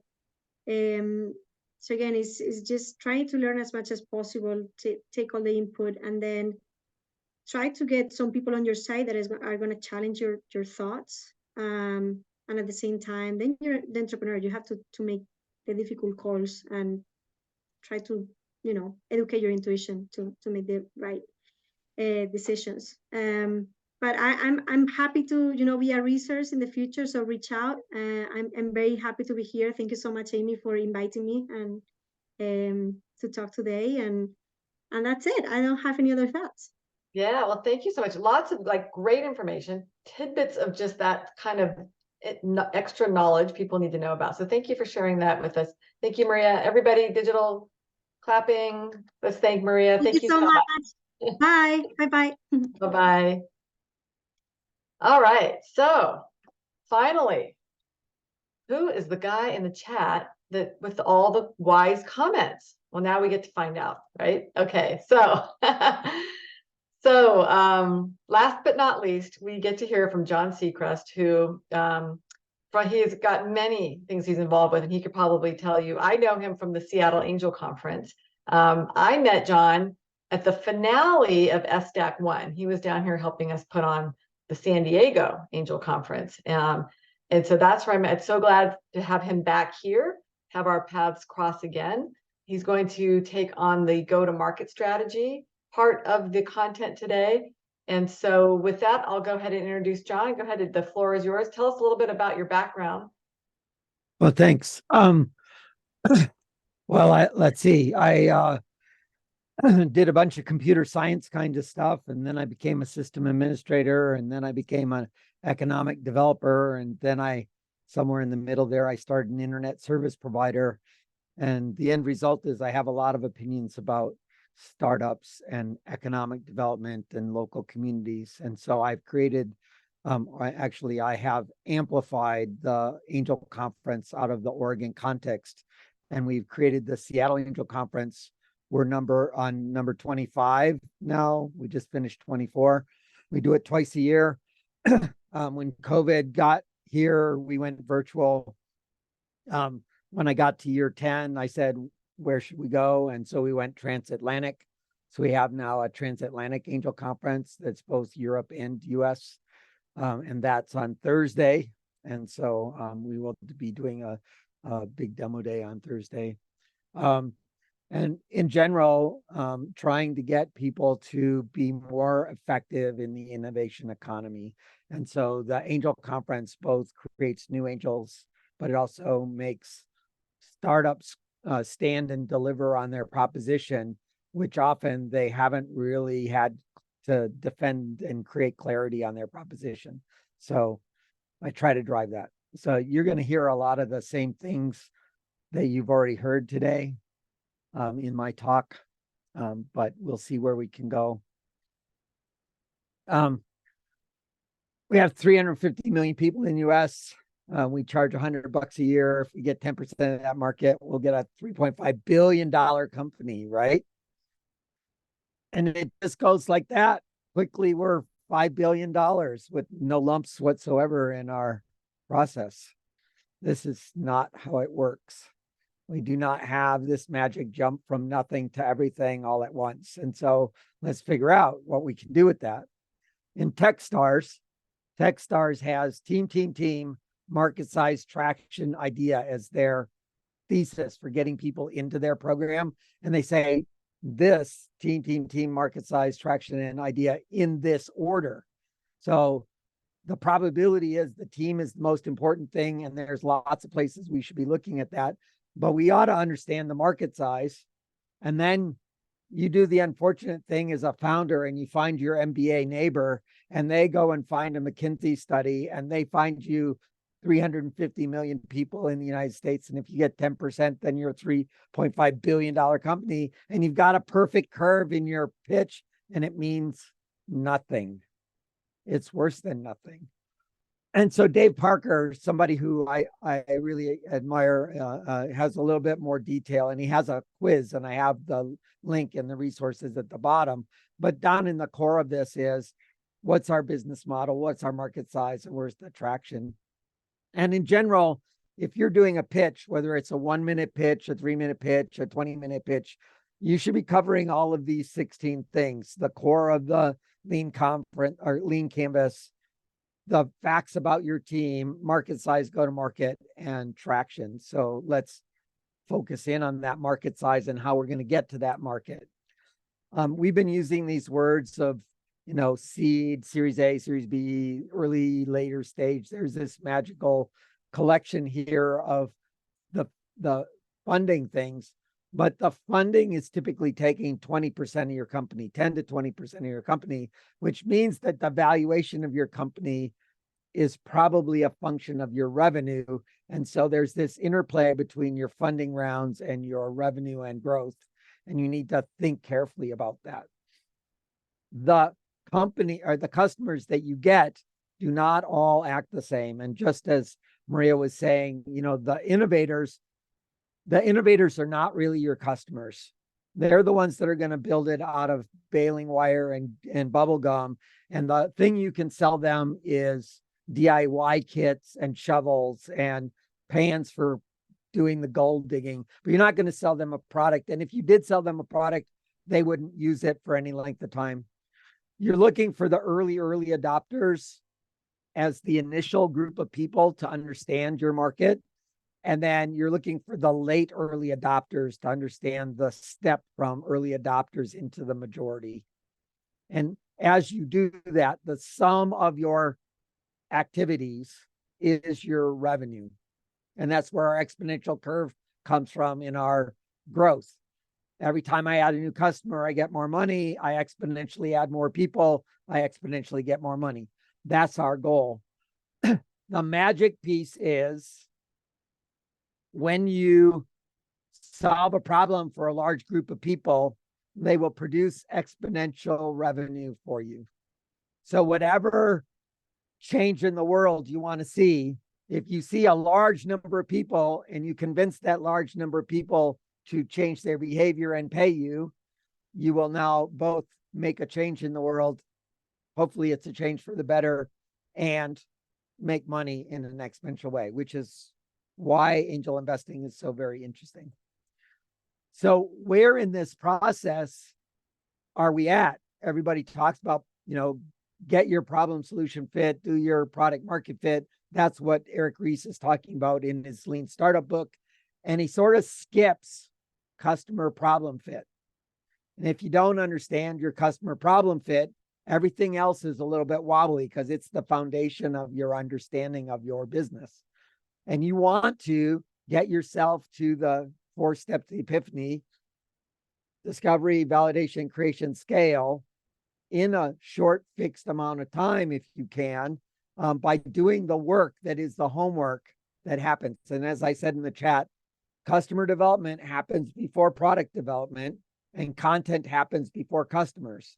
And so there's a content strategy you should have now, which is building that audience. And Maria was using the word of an audience of customers, which means you need to know that they're customers. Allison, you're leaning in. I'm going to ask you a hard question. What's a customer? Are you talking to me? Yeah, you have your video on and you're paying attention. I am. I'm taking notes. What is a customer? I feel like Yes. it depends, but on what does it depend on? No, Depending on it the doesn't stage. pay. It depends on them paying you. Customers are people who pay you. So that's the important part, right? Yeah. Please write that down in your notes. Customers are the people that pay you. They're not the people that say happy things to you. They're not the people that come to your workshops. They're people that pay you. And so when we're looking for customer problem fit, we're looking for people who pay you to talk about the problem and what you can do about the problem. This is the distinction. 98% of the people saying happy things to you about your wonderful, pretty baby product that you have are not customers. And you need to understand who the customers are so that you can ask the customers, does this solution solve your problem? Because you can't do problem solution fit if you don't know who the customer is for the solution. Yeah. And I want to put a stake in that really hard. So we're basically going to do customer. Who are the customers? What's the early adopters? Where are they? What's the problem? And what are the existing alternatives? That's the first step of the 4 steps of epiphany. You really need to be able to answer all of the things in this, but the magic part that I want you to look at is that second sentence. It says, this is a market size billion opportunity. That's the venture capital story. We're going to try to figure out how to get there. But you have all this other stuff, all this other work that you need to understand. That's, again, part of the 1-minute pitch, the 3-minute pitch, 5-minute pitch. All of this should at least be hinted at hard in all of your communications with people and creating that clarity. And we're looking for early adopters who are people that have the problem, know they have the problem, have spent resources to solve the problem, still not happy, still willing to spend money to solve the problem. So we want to move from people who are interested in the problem to people who are like, be quiet, take my money, solve the problem.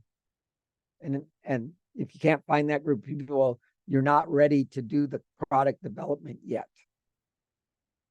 So we're going to say that we think there's a market. We believe this fantasy story. We're going to do customer problem fit. We're going to move from that customer base to problem solution fit, figure out what the pricing is and how we're going to reach people and what the solution channel fit is and take that into scale. That's the lean startup methodology that Steve Blank lays out. When you're doing the discovery, we're expecting that you will end up producing a detailed competitive matrix. From that detailed competitive matrix, we will also have a detailed interview data set that tells us what a customer looks like and how they're different from each other so that we can find the submarkets. And out of that should come our solutions, right? So we have a girl, 13-year-old girl. She's got a phone app. She's playing with this phone app. Who's the customer? Is it the girl? Is it the parents, the grandparents, the teacher, the principal? All of these could be customers, and we need a lean canvas for each one of these. And each of these have different problems, different channels, different narratives, different price point, different sales cycle. Even though it's exactly the same app, exactly the same software, maybe completely different margins, maybe completely different risks associated with it. And so you need to do the experiments to validate that. So even though you know that you have this as a customer, I bet that if you squint, you'll find another dozen customers around the edges of what you're doing. And you should have run customer discovery experiments against each of those assumptions Can I sell this to a parent? Can I sell this to a grandparent? Can I sell it to a teacher? How do they respond differently? That's the listening that Maria was talking about, being empathetic and listening and trying to understand where those are. And so as we do that discovery, we get the competitive matrix. We build a feature map of the people who care about it as the early adopters and the competitive matrix about which features they care about. And now we can sort of tune our little tiny single feature experiment to measure what the conversion rates and how we're engaging with that group of people, what words we need to use to express the issues that we're dealing with that causes the customers to engage with us. And why are you not moving to the next one? All right. And so out of that set of stuff, we end up with this cash flow projection and a content strategy and a bunch of other things that we care about.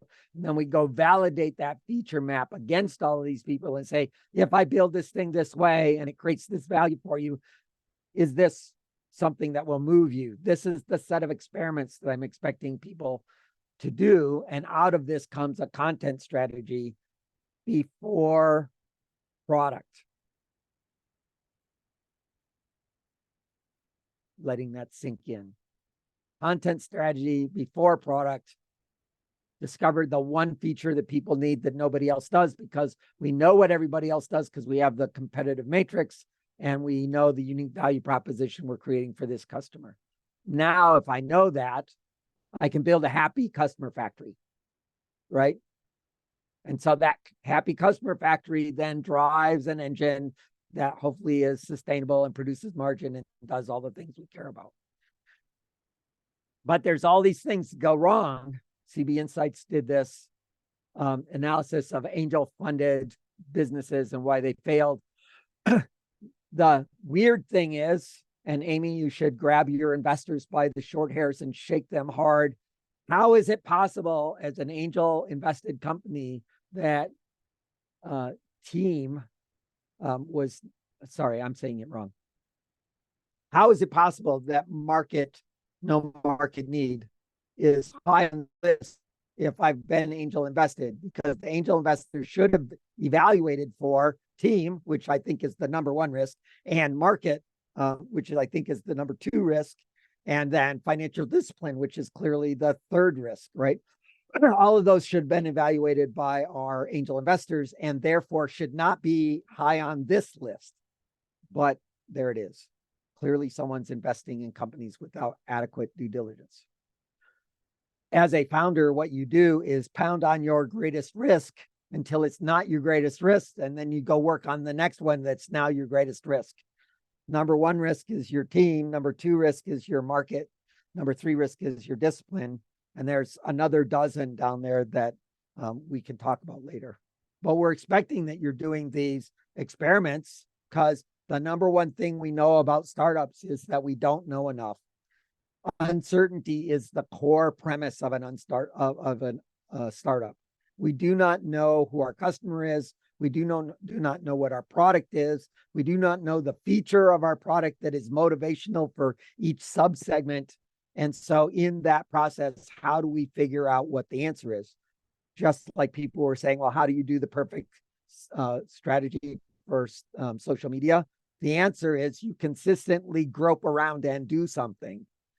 And then you learn from your groping around. And so that's what we're going to do. We're going to run a lot of experiments. We're going to time box those experiments. We're going to set expectations on what success looks like. And then we're going to learn. And we're going to prune the tree and stop doing things that don't work. And we're going to do more things that do work. That's what you do. And at some point, somebody should ask me what Cinefin is, because that's the root of this whole theory. So people think I got product market fit. Now I'm good. Nope, that's not what's going to happen. Turns out that there's lots of submarkets. Remember those 13 different options in there somewhere? Is it the teacher? Is it the principal? Is it the school district? Is it B2B or is it B2C? My answer is you're going to approach them and learn where you can take the next step best. But you have to start somewhere small and make things go. Specifically, you should start with the submarket that will get you to cash flow positive fastest.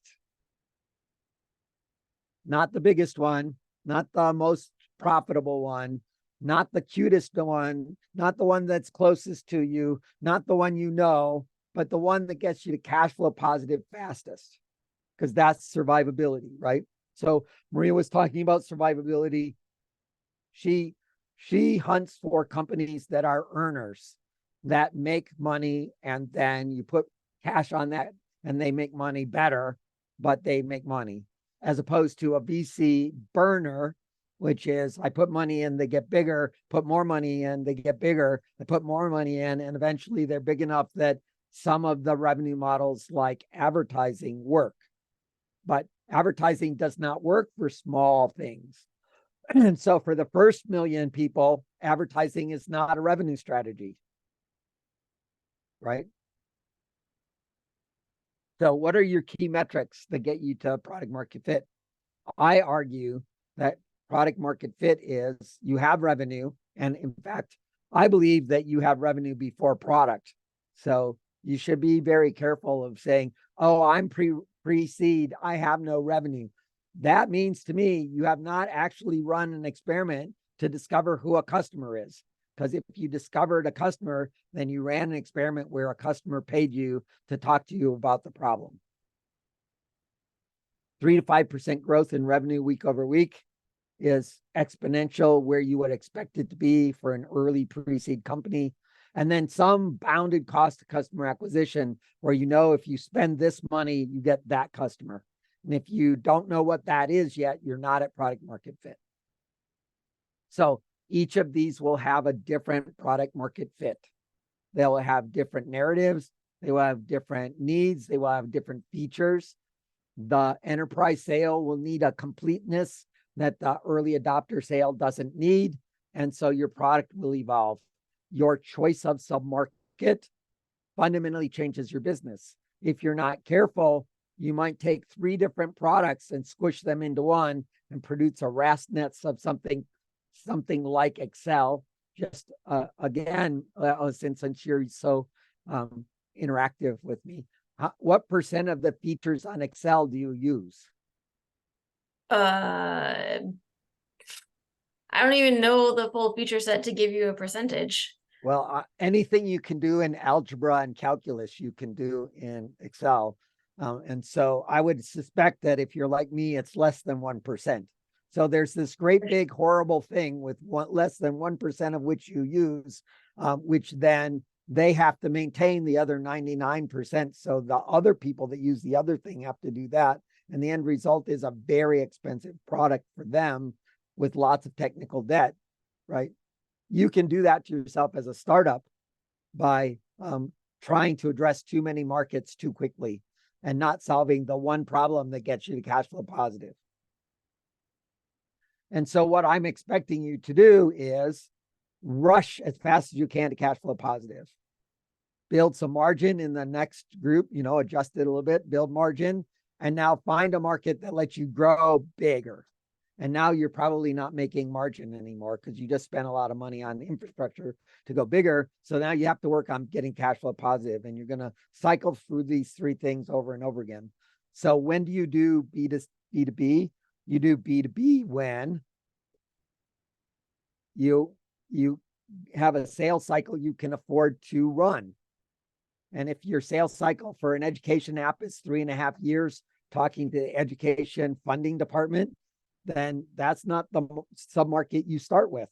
You start with the kid that will buy it right now, or you start with the grandparent that'll buy it from you at the park, or whatever the thing is that will cause the sale to happen quickly, and then use that to build margin and then build the capacity for growth.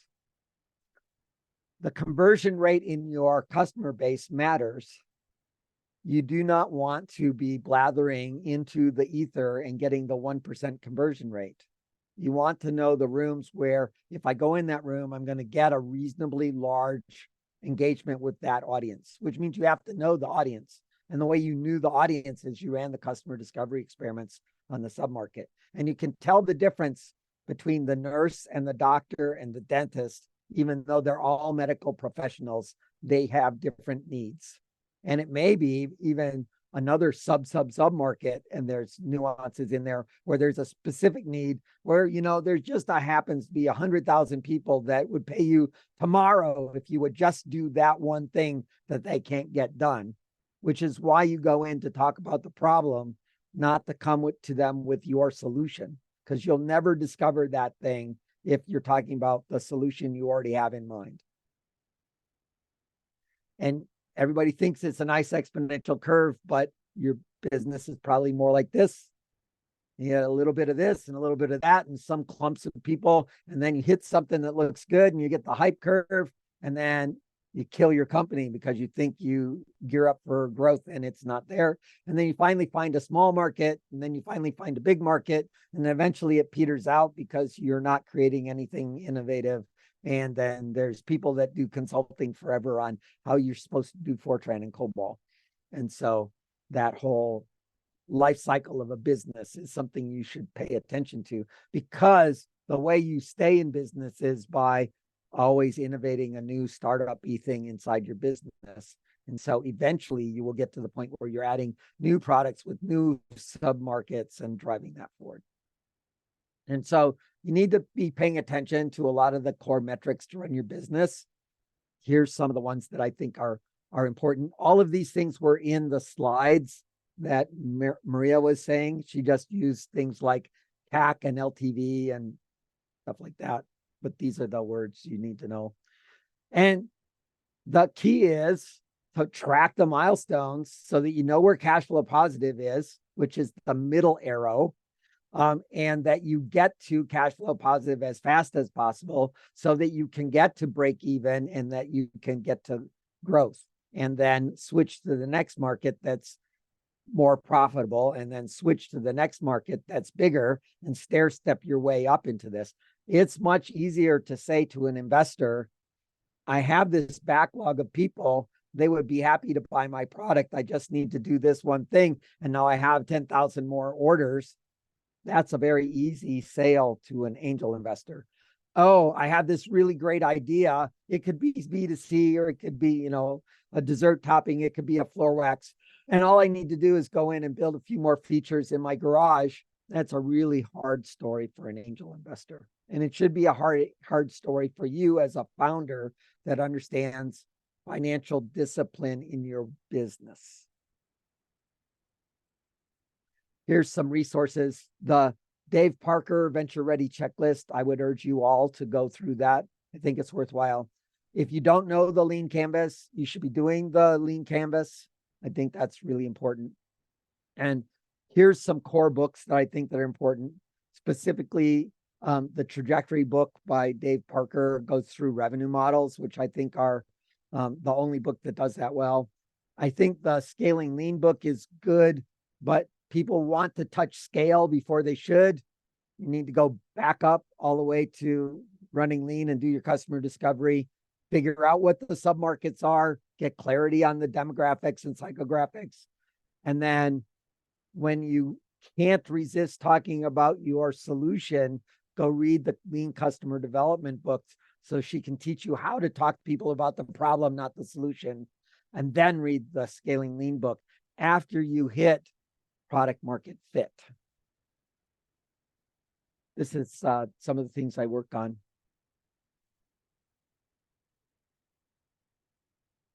And that's as far as I'm going to go. So let me turn off the. That was jam-packed with, I think, everything a founder really needs to hear. Like, you really need to hear some of that stuff that you said. So I think everybody, we have this. We have about 24 minutes for Q&A. So think about your questions and raise your digital hand and get in the queue, and we'll try to get as many questions answered as we can. So we'll start with Jordan. Go ahead and unmute yourself. Hi there. Thank you. I had two questions. One was about at what point is the right time to bring on debt then in this? Because I was talking to, just exploring that route and see what the options are. And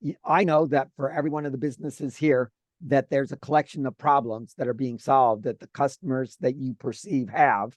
Therefore, there's a content strategy that could go with it. And therefore, when I do my little Googling thing, I should find it. And when you tell me you don't have any customers or you don't have any competitors, and I Google and I find 10, I lose trust. When you tell me you can deliver something and your growth rate is flat, but you say you know your cost of customer acquisition, then I lose trust, right? So there's this coherence and clarity to the story that has to be in play. And when it's not, and it comes in 100 different flavors, then everybody gets untrusting. Thank you. You're welcome. All right, our next question is from Kume. Hi, John. Hi there. You. I have loved this conversation so much. I'm just like wiggling in my chair and taking pictures of every slide that you've got there. It confirms. Stephen is going to share the slides, so you'll get a copy. Okay, perfect. It kind of confirms the work or the concentration that we're doing when there's so much to be done. It's just like, what do we do first? What do we do first kind of a thing, as far as like the different customer segments that we could hit. It's like, let's get that money going to be cash flow positive. So I love that confirmation. I do have a question. When you mentioned assessing your risks within the company or within the product, can you give some tips on how we can assess our risk, and then perhaps maybe some hidden areas that startups forget to take into account?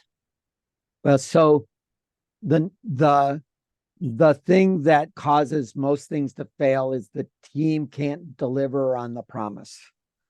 And where that often comes is that they don't have the grit in the team to stick with all of the weirdness. If there's one, besides uncertainty, if there's one thing that we know about startups is it's going to get weird. And so when it gets weird, everybody has a fight and then they don't like each other anymore. And then the team falls apart, right? And if you don't have alignment in the team, that's a problem. So you need to build a team that has alignment and has commitment to each other, right?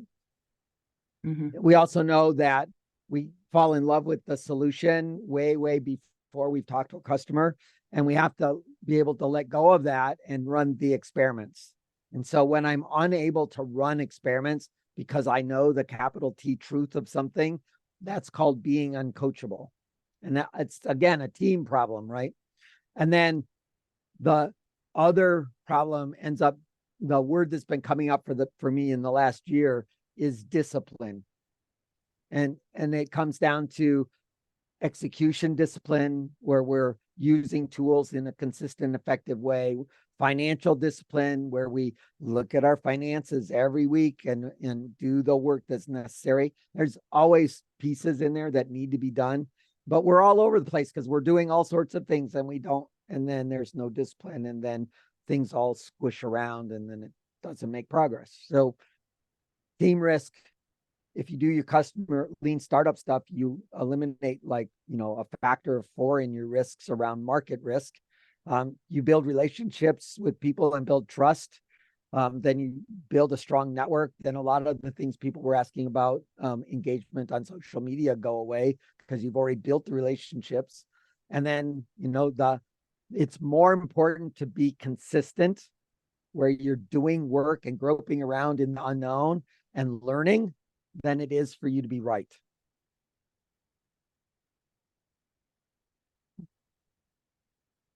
Thank you. That helps so much. In the discipline, is it execution tools, things like that? Your systems. It comes in a bunch, it comes in many different ways, right? It evolved out of this notion of financial discipline. People give me a cash flow projection, and the last time they looked at it was 4 months ago, 5 months ago.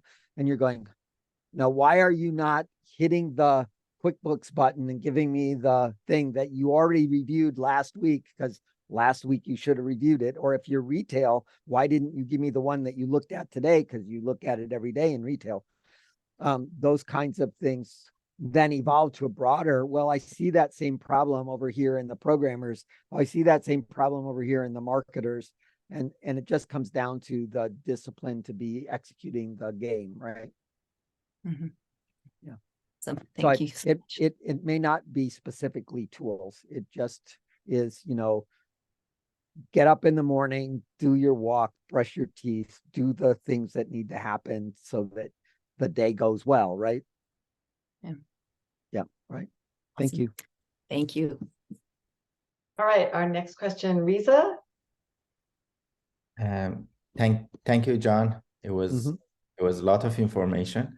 So I try to make my question in a way that it's a two-part question. So first, for our sub-market, we were doing a survey, or kind of, we start with a survey anyway for the problem, for making sure that we understand the problem. But when we are questioning the customer, I think based on what you're saying, we should divide it to two parts. First, to have one which is more specific for your sub-market that you want to make a cash positive from it. So make a first step toward making sure those doctors can kind of know how, because this way we are talking B2B, they like to have recurring revenue, and we kind of trying to make sure in that sub-market they can get to that recurring revenue, but at the same time, our breakthrough type of that bigger market that can cause an inflation point may come little later, which for that one, probably we need to start asking even the question, like making sure that those customers, because of the customer knows the problem, but the customers may not be exactly know where is the money come from, because let's say the doctor is not going to pay by himself. Medicare is supposed to put a plan to do it. So that is the breakthrough event that I'm trying to say. Should we align it that breakthrough and all the Medicare and all those things that we need to go through it come little later, but we have to have this, as you said, the sub-market that bring the revenue as we go forward. Your job as a CEO is to collect the resources so that you live to fight another day. Yeah. Do you have enough money in the bank that will let you wait for Medicare to list your thing? Yes. Okay. If you do, then you can wait and you can do as much talking about the future as you want. 99.9% of the companies do not have enough money to do that. And they either have to do the burner thing, which is give me money, give me money, give me money from investors who believe in the mission, because there's no product and there won't be for a long time. Or you have to do the earner thing, which is I sell what I have today and I get the stable, and then I go on and I sell something to another group and I get to bigger and stable and I stay stable. So Maria's company has the belief that it's better to invest in stable companies than it is to invest in burner companies that are always sucking resources in and never get to revenue. Yeah. Do you have things that you can sell today? The answer is absolutely yes. Even if what you're selling is content, you can sell things today. So how much sales do you have to have of that to get the cash flow positive? What's the next thing that you can add that will add margin to that and make you a little bigger, that gets you back to bigger but cash flow positive? Turns out one of the things you can sell is their place in line. So how many Tesla 3s did Elon Musk sell before he had a factory? 500,000. So 500,000 times 1,000 is a big number of millions. And he used that big number of millions to go get a loan so that he could finance like over 30% of the factory and build the factory. And they still had to wait 2 years to get their cars, right? So you can sell the place in line. So I would urge you to sell expensively the first 10 places in line and then reduce the price for the next 10 a little bit and then reduce the price a little bit for the next 10. And actually, I think of it as orders of magnitude as an example, but you have to feel out your market. The first 10 customers should pay you a lot. The next 100 customers should pay you a substantially lower amount. And then you finally get to the retail price, which is even a lower amount, right? And the early adopters, especially the early adopters, have an urgent problem now that they need solved, and it's probably existential. If they don't solve it, something is going to die, right? They're very motivated.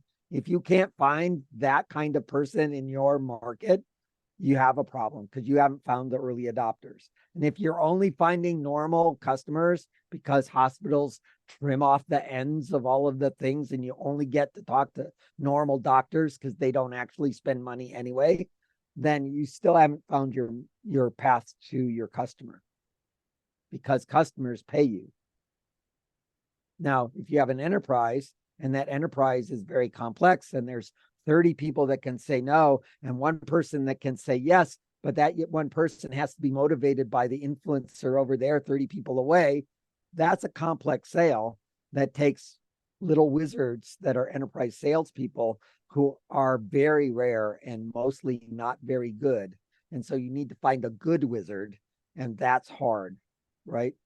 And if you don't have that person on your staff, then again, you don't have a path to your customers.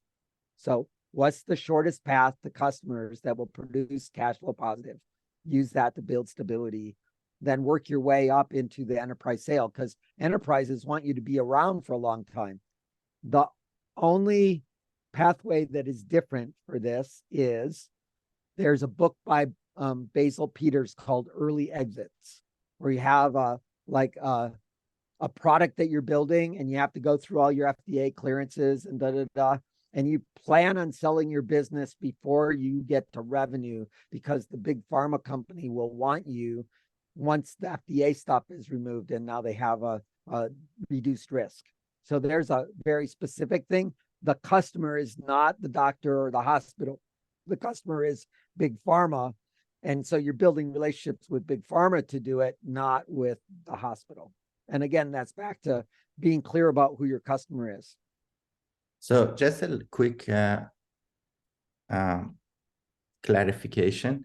So thanks God we are not in the drug discovery or pharma. So our FDA strategy is 2 stages. So for our sub-market, our FDA is much simpler. So if we can get that FDA, which is very simple, or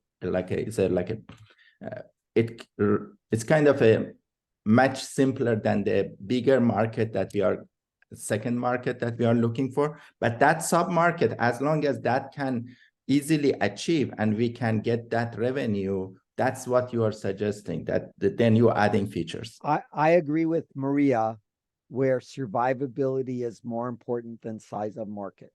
Yeah, okay. And sustainable means that you are profitable, making money. And then you have optionality. And then you can take and carve off a part of your company to focus on whatever that new thing is. That's called your R&D department. And they focus on what that's going to take, right? Thank you. Thank you very much. Yep. Any other thoughts or questions? We got okay, go ahead, Zachary. This has been one of my favorite talks so far for the entire series. Appreciate you. When are you going to be talking next, and how do we get in to listen? Well, I run the open coffee every Tuesday morning at 8:30. And so you can come talk to me every week. I'll put that into the chat. And then I run workshops on the Seattle Angel program. Usually other people are speaking, however, but we cover all of these things.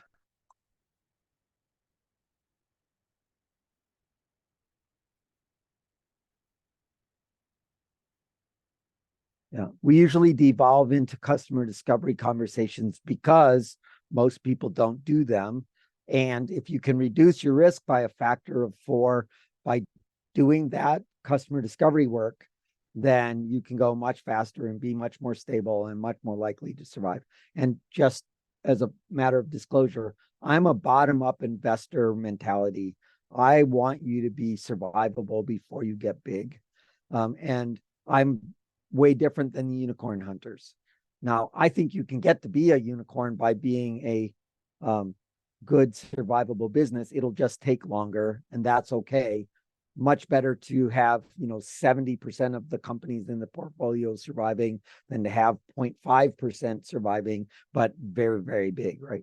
And the Rob Wiltbank data set suggests that angel investors will make more money on companies that are earners rather than the burners. So your dilution is well worth avoiding if you can. All right. All right, we have time for one more stint under the clock. Go ahead, Garrett, and then we'll go to Byron.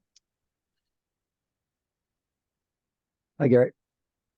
Hi, thank you. I had a question about your fund. I kind of doing due diligence last week. I'm doing due diligence on you, but you said you've had 19 years of angel investing. We've been doing the Seattle Angel Conference since 2012. I ran the Willamette Angel Conference in 2007, but my program is like the SDAC program. It's a angel training program. And so we run that twice a year. We're on number 25 in Seattle, but that means that we've done it for, 12 years now, right? Okay, I had a follow-up question. How many times has your investment, how many like exits have you met, or like, what's the big So the average is that early pre-seed investments take 10 to 12, maybe 15 years to get to an exit. But if we look at the first 5 years where we had 12 investments, number one is still alive, double-digit millions value. 2, 3, 4 are dead. 5 is still alive, double-digit millions. 6 is public on the market. 7 is both of 8s are dead. 9 returned a little bit of money, and both of the 10s are dead. So that's the norm for angel investing. 30% go to zero, 30% give you a little, but not what you gave them. 30% give you a little more than you gave them, and 10% give you a lot, which in our portfolio is nominally at 3x for that first 5 years. Is that what you mean by all the little risks, little bets you can afford to risk, even for the founder, also for the investor? Yep, absolutely. All right, one more question from Byron. Okay, thanks. I had two questions that are kind of unrelated. So one is, it seems like I always kind of think of investors as the unicorn strategy, and it seems like you have a completely, that you're different. Is there, I guess, a word or something that's accepted for what your strategy is? So when we're looking for people in that vein, to look for? Well, there's, our goal with the Angel Conference is to for people to create their investment thesis. And there are many, many different investment theses. There's people that invest in gender. There's people that invest in community. There are people that invest in jobs. There are people that invest in climate or whatever mission from God, right? There are investors that invest in, I can understand how this company makes money. There are people that invest in, I understand how this is going to be a really big company, right? Those are all different theses. Turns out that very few of them put all of their theses on their shingle, right? And so about 20% of the people that are in my program are unicorn hunters. About 10 to 15% are climate activists right now. We tend to have a number of gender activists that come in, partly because we're spending a lot of time trying to diversify our investor base. And so the end result of that is you really just need to get to know people and go to the places where those people are. And the best signal for what they care about is what they've already invested in. So you want to look at their portfolios. Got it. Okay. Now, And then, Looney Libs wrote a book called Revenue-Based Financing that articulates a revenue redemption method for investing in companies, which breaks open wide the opportunities for angel investors.